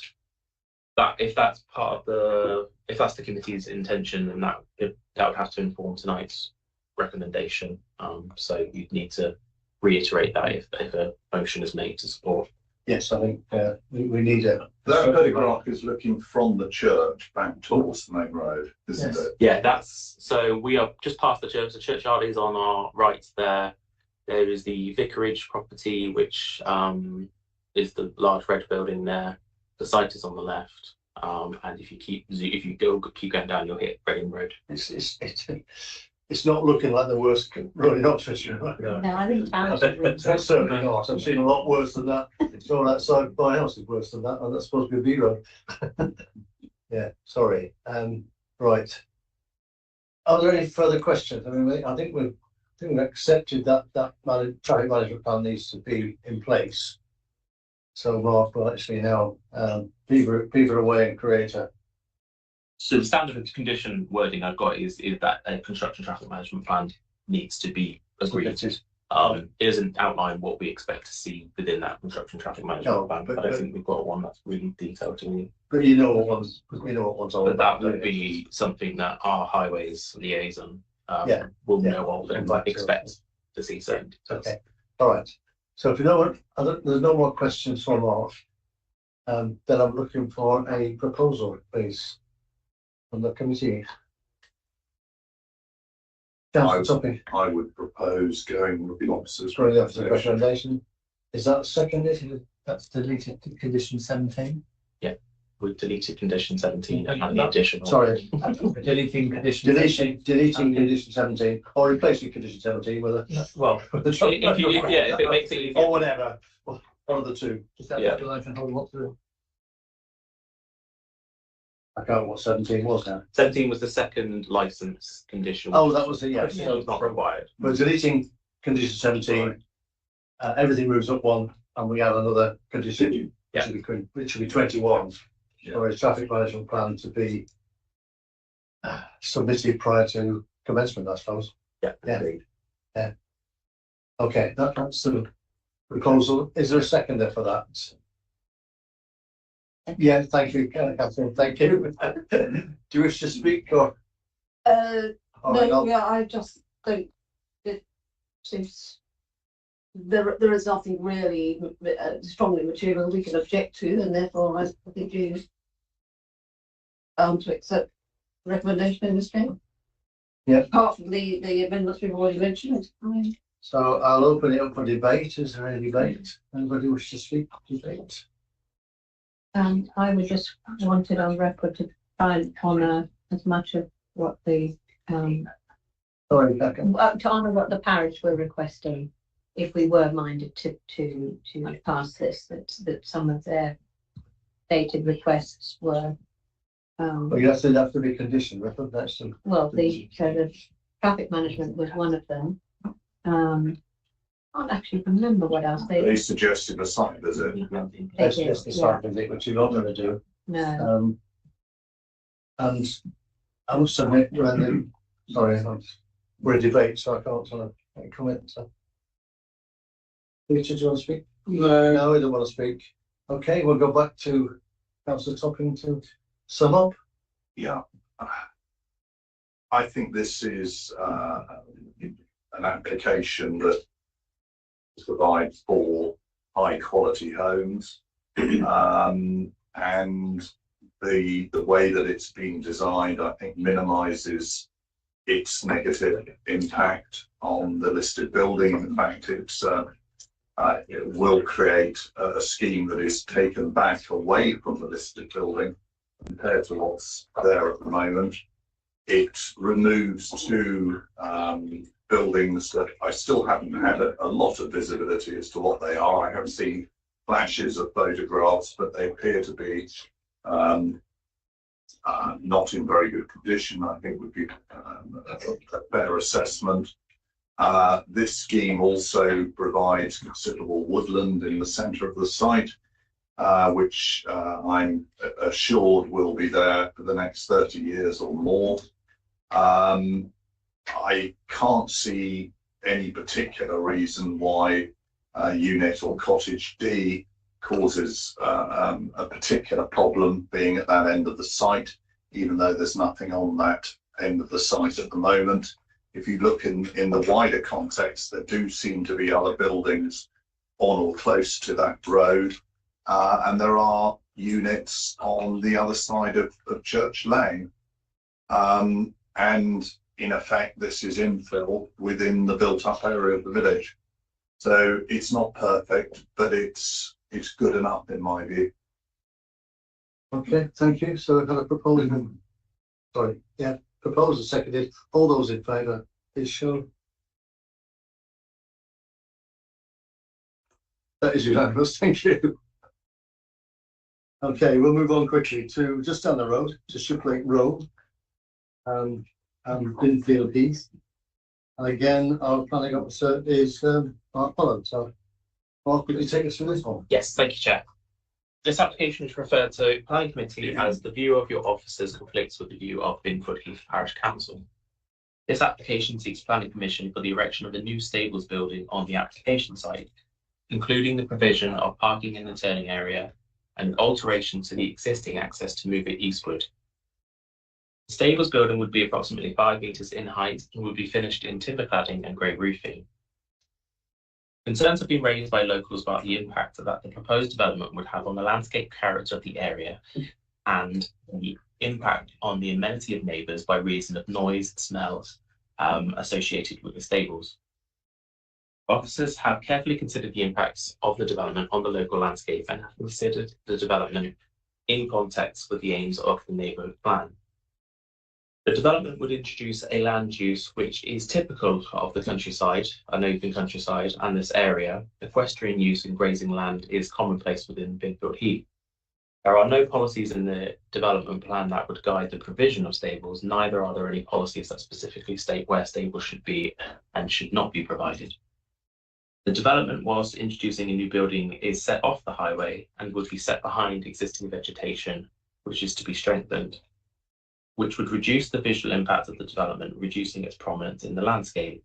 Notwithstanding this, it is officers' view that seeing the building in contact with nearby built form would not in itself be harmful anyway. The development would not obstruct views toward the wider countryside. Open and unobstructed views would persist to the north of the stables, visible from the nearby public right-of-way.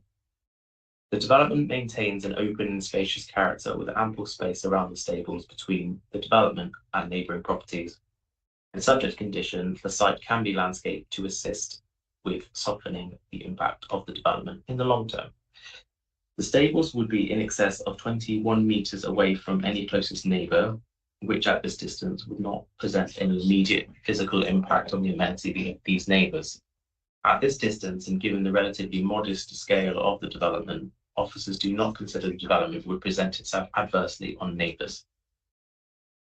The need for stables has been raised by locals, to which officers do not consider relevant to the proposed development. The intention is to have the stables for private use, and the need of such a development is not a requirement in order to support the development. Comments in respect of what might happen to the stables in the future are also not relevant to this consideration. The Council has considered all material considerations in coming to its recommendation, none of which would result in a reason to refuse the development. The recommendation before you this evening is to grant planning permission subject to the Section 106 agreement for biodiversity net gain. However, since the publication of the report, officers have been in discussions with the applicant in respect of the need for a Section 106 legal agreement and whether or not there would be a possibility of providing the biodiversity net gain via planning condition instead. These matters remain outstanding, but the planning condition approach may be a viable option in this instance, and as such, officers recommend that the recommendation made this evening is changed to a grant of planning permission subject to either a Section 106 legal agreement or a planning condition to secure the necessary biodiversity net gain. Either way, the necessary biodiversity net gain can be delivered on site. It is just a matter of which route the applicant seeks in order to achieve this. Planning permission is therefore recommended subject to the legal agreement or planning condition securing biodiversity net gain and all the other planning conditions outlined within the appendix of the report before you, as the development is considered to adhere to the development plan as a whole. Thank you. Thank you, Mark. Okay, I have a few speakers. This is Elizabeth Ransom from Binfield Heath Parish Council. I think you'll see it there. There you are. Well, welcome. Yes.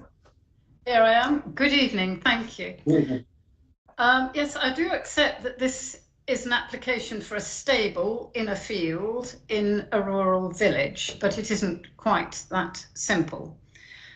The proposed development is contrary to our made neighbourhood plan. It will introduce a built-up frontage, harming the character and the appearance of that part of the village. The site is in open countryside, outside the 3 establishment settlements where development is encouraged, as with the proposed new houses beside the shop in the village centre. Policy BH1 is of key importance here. The policy identifies valued landscapes as parish landscape character areas, PLCAs, and states that, as appropriate to their scale, nature and location, development proposals should preserve or enhance the relevant parish landscape character area. The site lies within PCLA 6, where the key characteristic to retain is the largely undeveloped character of the southeastern part, and the key characteristics to avoid include the adverse effects on the landscapes through overgrazing, untidy paddocks, and inappropriate fencing as a result of horse grazing. Thus, we consider the proposals conflict with policy BH1, which seeks to minimise any adverse impacts from equestrian use in this area.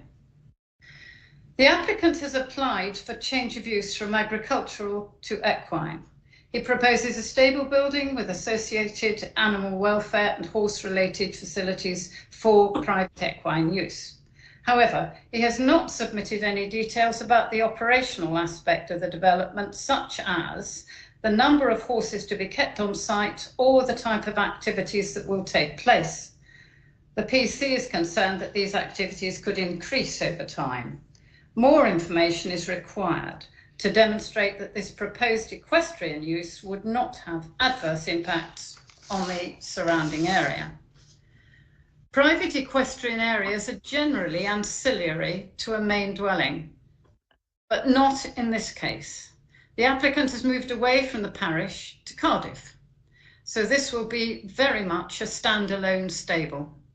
Parish councillors feel that the applicant is being disingenuous about his proposal and that his true motive is to convert the site to residential use in the future. 2 former stables in this village have recently been granted permission to convert to housing. As the case officer mentions in his report, the site lies between 2 non-designated heritage assets, Teapot Cottage to the west and Well Cottage to the east. Both these assets were designated in our neighbourhood plan for their historic significance and architecture. The open agricultural field space between them is important. Neighbourhood Plan Policy BH5 requires development proposals affecting any asset to demonstrate how the proposal will preserve or enhance its significance. This design and access statement fails to mention the existence of either of these historic assets. The PC is concerned that the applicant did not take this element into account in the positioning and design, so it's impossible to assess the level of harm to the identity and character of these assets. Accordingly, the Parish Council considers that the proposal conflicts with Neighbourhood Policy BH5. In conclusion, the Parish Council believes that permission should be refused as the proposals are contrary to the development and neighbourhood plans. The application lacks sufficient detailed information in several respects. We respectfully ask the Planning Committee to take our comments into account. However, if the application should be allowed, we would request a condition that the equestrian building and site should never be converted to residential accommodation. Thank you. Thank you, Councillor Ransom. Committee, have we got any questions for her? Councillor Shagan. Yes, I'm very puzzled by this application because it appears to be that the building occupies most of the site. Is that correct? For the applicant's made?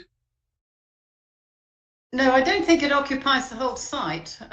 It's pretty well forward of quite a lot of the land, which should presumably be for the horses' exercise area. And what do you mean by the site? Red line. Red line. Yeah. I don't know what red line is. Yeah. Is that the application site? It's a red line. Yeah. The red line. Yeah, correct. But it's in the field. Sorry. Right. There's no more questions, so thank you very much for your time and presentation. Right. I have an objector next is Paul Lee. Online.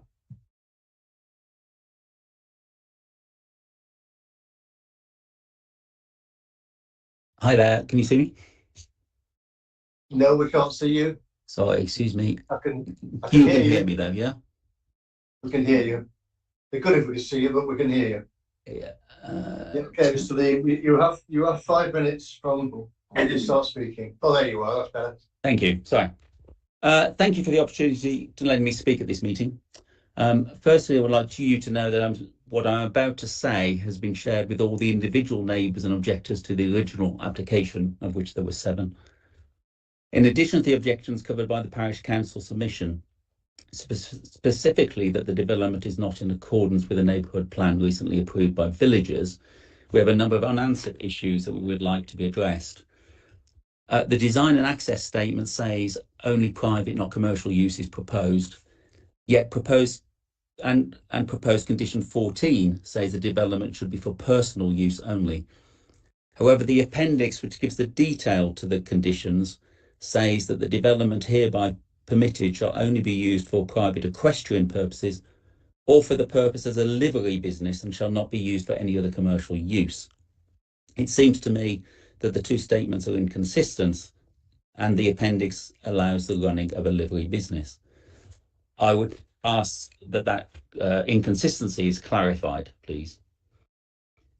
If the Intention is for there to be a restriction solely for the development solely for personal use only. I find the reason for the application difficult to understand, given the I find the application difficult to understand, given that the developer does not live near the property. I'm not sure who will look after any horses or the development itself. As far as I am aware, the developer has no horses, and as Liz said, we believe lives in Cardiff. The stables do not adjoin the house, and I and the nearby houses have no interest in maintaining or using the stables, particularly at night, meaning they would be left unattended and at risk. Conversely, if the development is to be available for use as a livery business, this is at odds with the recommendation of the Highways Officer that the development should be used for personal use and that the proposed stable building should remain ancillary to the main dwelling. As I've just said, the property does not adjoin a main dwelling and the owner does not live locally. For what it's worth, I'm also led to believe there is no need for additional local stabling, notwithstanding the obvious point that the stables were being built to help with that, then it would imply the intention to use them for a commercial activity. Siting of the site. Woodwax Field, as just been asked in a question, is quite large and I think covers some 30 hectares. Yet the proposed stables are positioned extremely close to our long-established residential buildings, including my own. The stables could be located in several alternative positions where the significant other concerns that have been raised over the ongoing operation of the stables, such as lighting, disruption and vermin, etc., would be mitigated. We note that the officer's report has not considered these issues and has simply handed them over to the environmental protection team in the future, when they could be dealt with now more easily by selecting a better position within the site. One possibility for an alternative location would be diagonally across the field near the far boundary with no houses around it. For many years, I'm led to believe there was a roadway which ran across the field and along the far boundary which regularly conveyed heavy farm vehicles to the adjacent fields. Although now overgrown, this probably could provide adequate access. I would further point out that I have found it difficult to determine exactly where the proposed development will be in the field, although I did just see a image flashed up by the officer of distances. And I've been unable to determine therefore how close the development would be to our wall.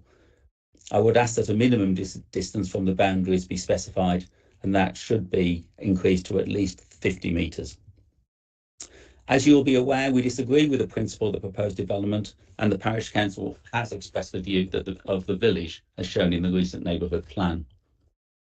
If despite these objections the committee determines that the stables are acceptable in principle, I would ask that you make sure the planning permission considers the siting of the stables within Woodwax Field to minimise future environmental concerns and clarifies the restriction to personal use only. Thank you very much. Thank you, Mr. Lee. One question from the staff. You say your wall, your position to your wall. Could you just identify which your wall is? I am in Teapot Cottage, which is the property to the west of the site. If we share, he will disappear like visually, but we'll be able to see this. Okay, all right, okay, right. Thank you. Committee, any further questions? I see no further questions. So thank you very much, Mr. Lee, for your presentation. Thank you. We're just showing now. Is there Teapot Cottage? Yeah. That's Teapot. In fact, my property, the box to the right of there is also Teapot Cottage. Okay, that was going to be On the visuals. So that measurement. I have not seen this chart before this evening. That 32.5. I'm nearer the 21 metre, I guess, is the point. Yeah. Okay. All right, thank you very much. No further questions, so thank you for your presentation. Thank you. Right, I'll call our third speaker, which is, he's already there, look. He knows the procedure. Last one. Right, Mr. Bennett, you have 5 minutes when you first start speaking. Thank you. It's been suggested by the previous speakers that the application is not in accordance with the Binfield neighbourhood plan. I think that's not my interpretation of the Binfield Heath neighbourhood plan, which very clearly sets out 3 areas of the village where infilling is expected to take place. But I take that to be infilling of houses and why it's such a restricted area. Policy BH2 of the neighbourhood plan, which is referred to in the officer's report, states proposals for appropriate rural development beyond the 3 settlements should be non-intrusive and preserve the physical and visual separation between the settlements. This development is on Shiplake Row, which is not one of the 3 settlements. There's the bottle and glass area, the shop area, and then the gravel road area. We're a completely different area, and although it does happen to be actually quite well built up, because you've heard from people that live around it. In assessing the site, we've taken into account a number of different considerations. You've had suggestions that it should be somewhere else if it has to happen on this site. The context that I take into account when looking at these things is slightly different, perhaps, as neighbours would. For me, it's better for the position of the building to be closest to the road to avoid a rather long road needing to be provided, which would have ecological and environmental impacts. So it's reasonably accessible. You might have seen from the site plan here, can you see there's some dots with some lines going to the dots across the field that are up and then to the right of the building. They're electricity poles, which are actually quite awkward in the sense of the whole field. So it seems to make sense to put our building close to where those electricity poles are, because they're already interrupting the way the field works. We've tried to separate the building away from the neighbours and give a generous separation there. The Teapot Cottage looks forwards and backwards. It doesn't look towards the site. The photographs at the office display had one very small window in the outbuilding to Teapot Cottage, not the cottage itself. The house which is above that has got a very long wall, which again is an outbuilding. We've given a reasonable separation from those properties. I don't think horses are smelly. They're an accepted part of the countryside. Prevailing wind will blow all smells away from all the nearby houses. We have to keep away this area at the top. There's multi circles up here is ancient woodland. So we've done everything we can to keep away from the ancient woodland because the ecology officer considers that to be a sensitive area. In mitigation for the placement of the building, we have to come up with a biodiversity net gain plan, which involves the planting of replacement trees for the dead elms which are on the frontage of the site, but also we're putting in a native species hedgerow to provide biodiversity gain, but also avoid the problems where people were talking about problems of horses having unsuitable fencing. We're providing hedging because that is deemed suitable for horses. The parish council spokesperson identified that they weren't quite sure how many horses there would be. I thought that was obvious. My apologies. There are 4 boxes for 4 horses because field can sustain 4 horses.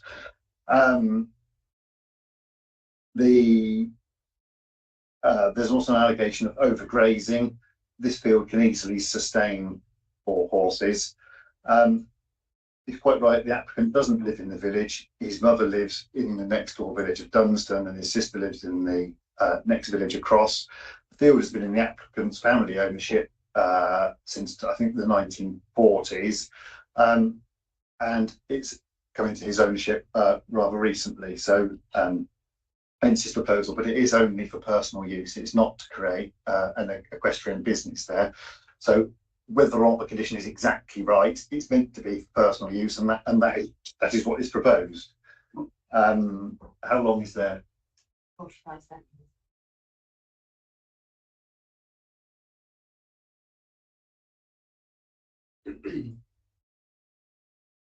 You might have seen some mentions about flower show parking, which was on the other plan. That's now not needed because where the flower show takes place in Binfield Heath has been that field is now denied. The new owner of that field has denied access to that field for the flower show, so we don't need to do the parking in the crosshatch area over there anymore. The applicant is more than happy to do that, which he has done and his family has done for the last 50 years, but the flower show is going to move slightly further away. So a stable, in my view, is fully in context with this particular area. Okay, thank you, Ms. Ferris. Lucy, have you got any questions for Ms. Ferris? Yes, Councillor.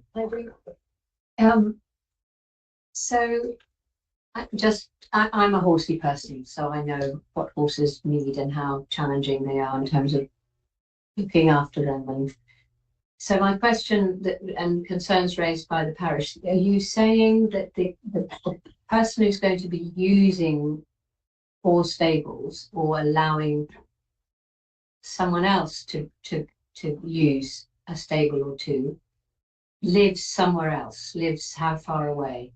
Dunstan's the next village to Binfield Heath. Okay. Sorry, So- I didn't hear. Dunstan. Next village. Next village. Next Sorry, I didn't village. hear the answer. And then, so the boundary that is usable, is that the, There's a blue colour, I don't know if you can see it, but Yeah. that's all the way around here. And that's all grassland at the moment. okay, and so, The footpath that was referred to is up here, is actually just outside that line. so is the proposal, because again, you have to rotate grazing, you have to, that's going to be divided up somehow. Did you say hedging? The application site is this acceptable bridge standard? Is this area here? So Yeah. that will be hedging around there, and then that area would be the wider area, which is agricultural land, would be under rotation for grazing. For grazing. Because that doesn't need planning permission. Okay.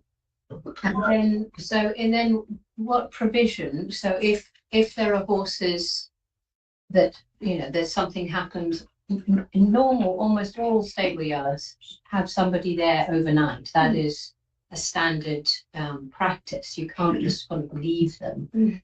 How is the provision for a horse in distress? How is that going to be catered for if the person's in the next village? Like, I disagree with you. okay, I know very, very few stables that have residential accommodation on them. If it's a horse in distress, that will be known about during the day, and then the person will have to make provision by camping essentially on site. Yeah. I know a large number of people who have their horses at some range from where they live. I don't think the next village is inaccessible by any stretch of the imagination. and so you're satisfied that the person making this application is the person who's going to be able their own horses there rather than creating That's the try I got. Sorry? Yes, is the answer. Okay. Yeah.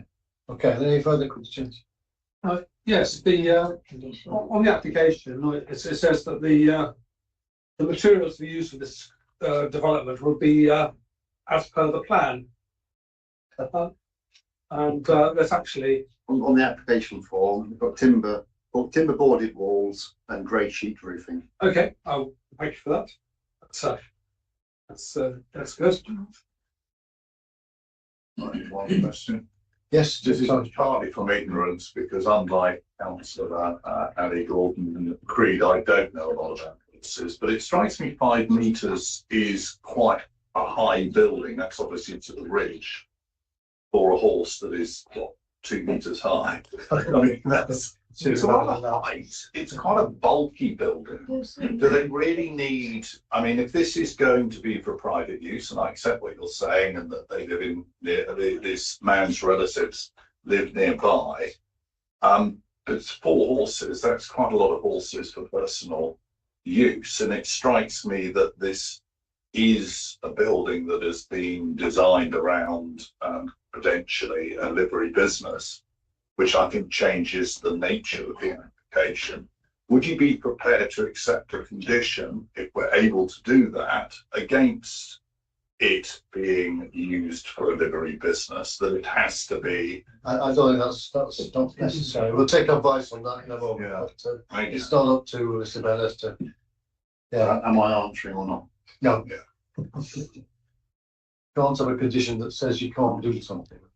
Condition, personal condition on there. There is a personal condition on there. Condition, but it also said, We'll I come wrote back on it that. down We'll come when back I read the report, We'll come back on or can be used for a livery Yeah, business. I read we'll that come down. back on that, Crispin. Yeah. We're still on to questions from Mr. Bennett, so it's not. Well, height, can you comment on the height? Is it necessary to be 5 metres? It's to provide an overhang in order to do grooming exercises with horses and washdown. Under the overhang? Yeah. Right, okay. So you need enough height to be able to get down to that level. Okay. Yeah, horses are quite tall, aren't they? They're not They're about as tall. They're about 2 metres tall, their head is. No. No? I haven't, that's pit ponies. Right, if there are no further questions, has anybody got any further question? If there are no further questions, we'll move on. Thank you, Mr. Venice. You may wish to vote on finishing. Yes, it's yeah, we just need to take a vote on finishing this particular application. It's getting towards apostate, and we've got a guilty in apostate, so we just agree to finish this one off. Yeah. Yeah. Yeah. Okay, take a vote on that. All those agree, please show. Thank you. Yeah. Keeps Lucy happy.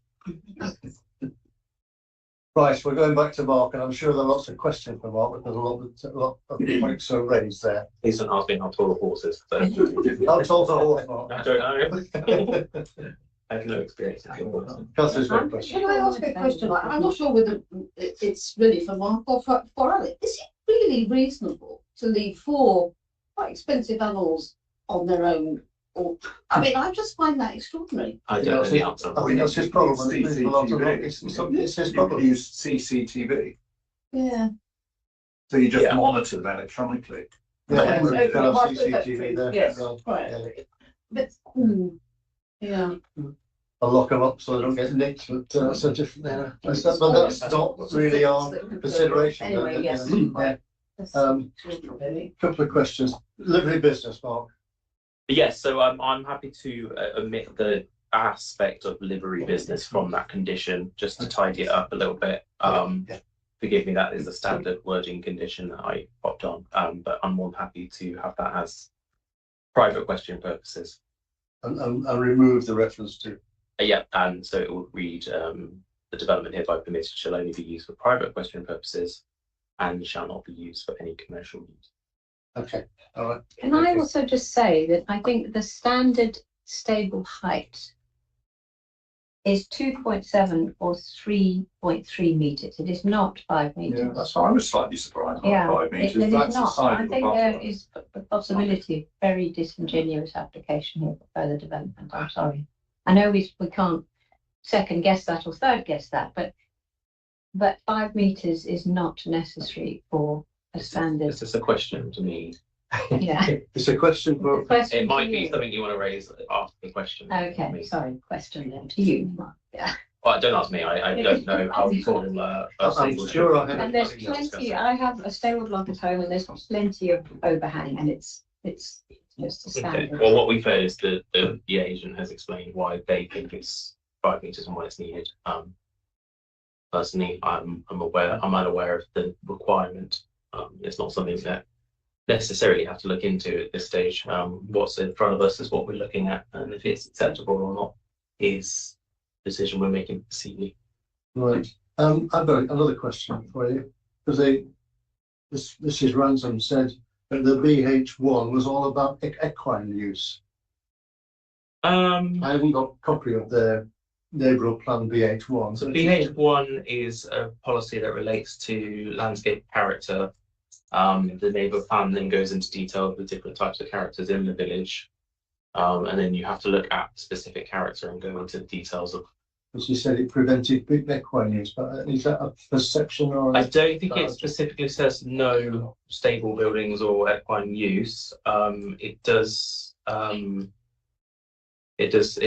promote and where possible conserve the surviving areas of permanent pasture, and sort of promote arable reversion, but it doesn't specifically say horses should not be on the site. But it does go into detail in terms of what defines the sort of landscape character, plant and views, etc. And I have gone into those into details And you know, I have noted there are sort of aims and objections within this, and I think this proposal does meet the broad aims and objections of the neighbourhood plan in that respect. She talked about BH5 and BH1. 5 is the heritage assets, I believe. So as I mentioned in my report, the 2 properties either side of the site are identified as non-designated heritage assets, and their policy, which I'm just frantically trying to get to for you. In the report, only BH1 is mentioned as objection from the parish council. That would be the case. I mean, it's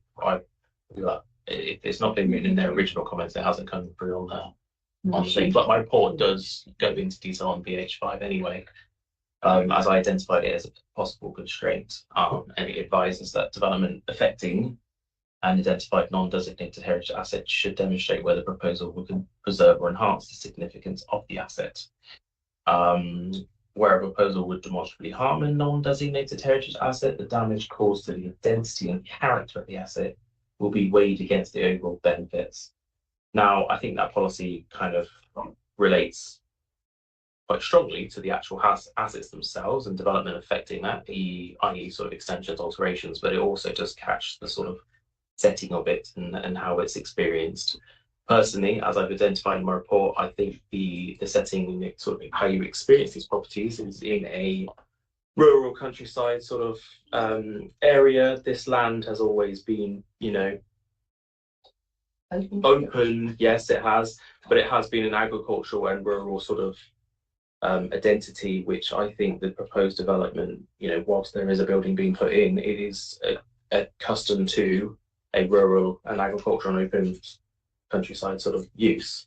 So I don't think that the development itself would affect the setting of the heritage asset and how it's always been sort of seen and experienced. And certainly, you know, horses could graze on this land without consent first and foremost. And I can't speak to whether or not they have in the past, but if that's the case, then, you know, a stable building is quite attuned to that. Okay, Councillor Sadler, you had a question?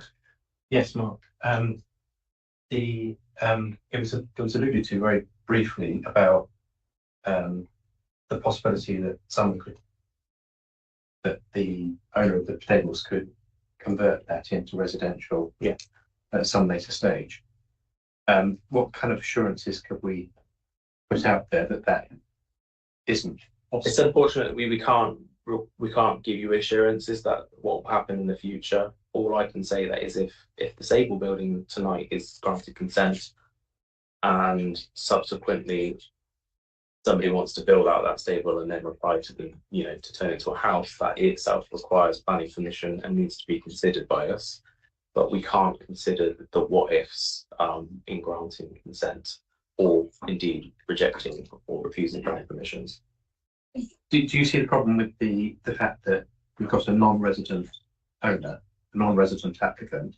Admittedly, there are other people in neighbouring villages who are related, but obviously applying for stables doesn't appear, well, it almost looks like they don't have horses, or that's a bit of an argument. And you know, it's almost like get the stable, build the stables, and then go, don't leave the stables, change your use. I obviously understand where you're going and you're thinking and on what you're trying to put across, but obviously in the planning term, we cannot assess what ifs. We would never win an appeal on something that says, probably shouldn't say never. It's very unlikely we would win an appeal by saying, well, actually, this building, it might be used as a dwelling one day, and therefore it's not acceptable. If you made a decision on that basis, it would be challengeable, and it would fall over straight away, because you must consider what is before you today and the considerations as in the development plan policies relevant to the proposal that's before you, not the proposals that you think might happen in the future. That will be subject, as the case officer said, to a further application, because it would need consent. Yeah. But it's not Yeah, I understand the reason. I understand the frustration, but Yeah, it's not. and I think everybody accepts that, but we can't actually, well, condition 14 says the development says now, I think, the development hereby permitted shall only be used for private equestrian purposes and shall not be used for any commercial use. That's what. That does need to be changed, that wording. I've just read the change wording, yeah. I think the other thing here is that the building is being built as a lightweight structure. You couldn't easily convert that building into residential, or are you envisaging that they would then demolish that and put a house on? You just try to get away with it. Yeah. Sorry, we're still in questions for Mark. Yeah, I have a question for you about the surface water drainage work conditions and how, because essentially horses create a hell of a lot of mucking out poo piles, and in a lot of places there is a condition that requires that cannot just go in a pile in the corner. That has to go into a trailer and be traded off-site, because there's no way for it not to leak into the groundwater or into, and I don't know if that's relevant here. I'm not sure if it is. I'm not sure if it's covered by other sort of legislation or environmental protection. Can't be too sure. Certainly I've dealt with applications for stables, but I don't think I've ever conditioned them to deal with. No. However, the surface water and foul drainage systems will probably, the conditions may, if necessary, identify the requirement for that, but I don't think it is something that we need to look at in the planning sense of things. Yeah, I think if there was a huge pile of horse dung, that would become under environmental health and not under planning, is that? No, it should be into foul water drainage and some, no. Yeah, there's a condition on drainage. There's a condition that will require assessed appropriately by our drainage engineers as to recognising what the use is. And if our drainage engineer looks at it and goes, well, actually, you've not made provision for horse waste or whatever, if they need to, then they can question it at that stage. And this is under what grounds, if we were to refuse this, what do we have grounds to refuse that?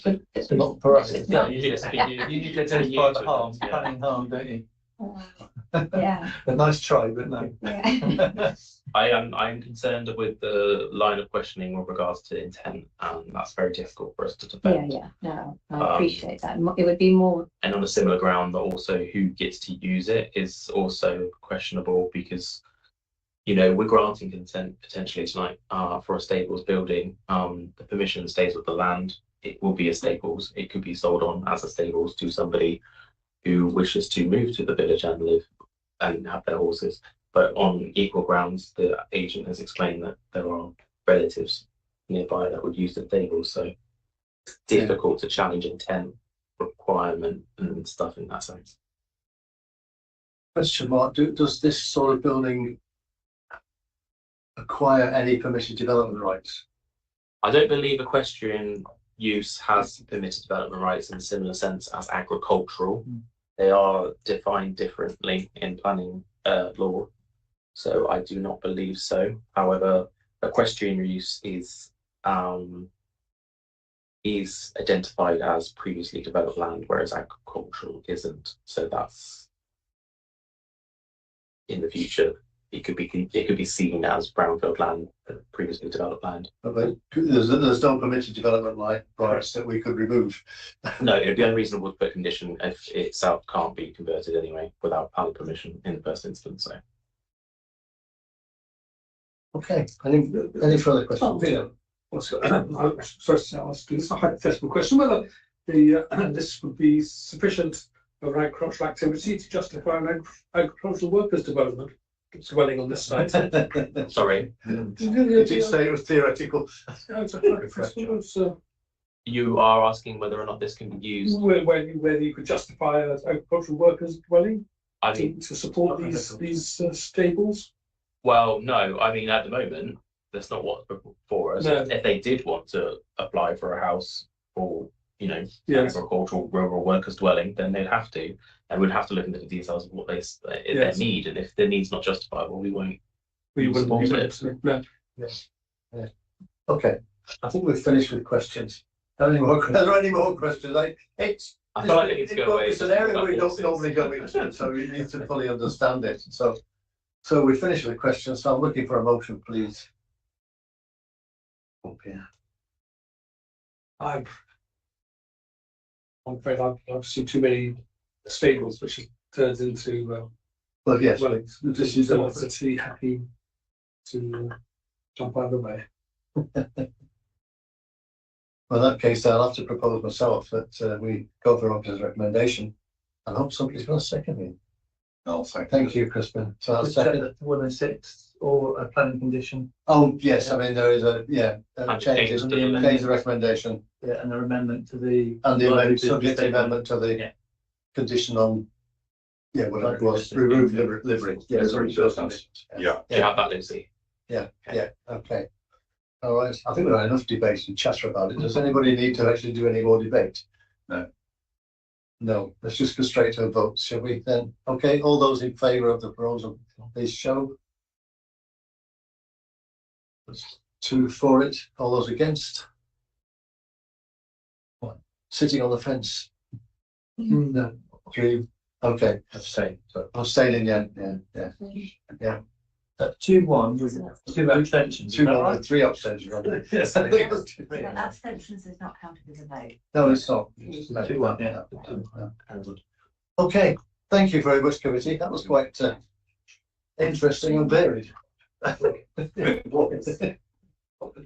never a dull one. Never a dull one. We'll meet again. We will meet again. Right. I look forward to going to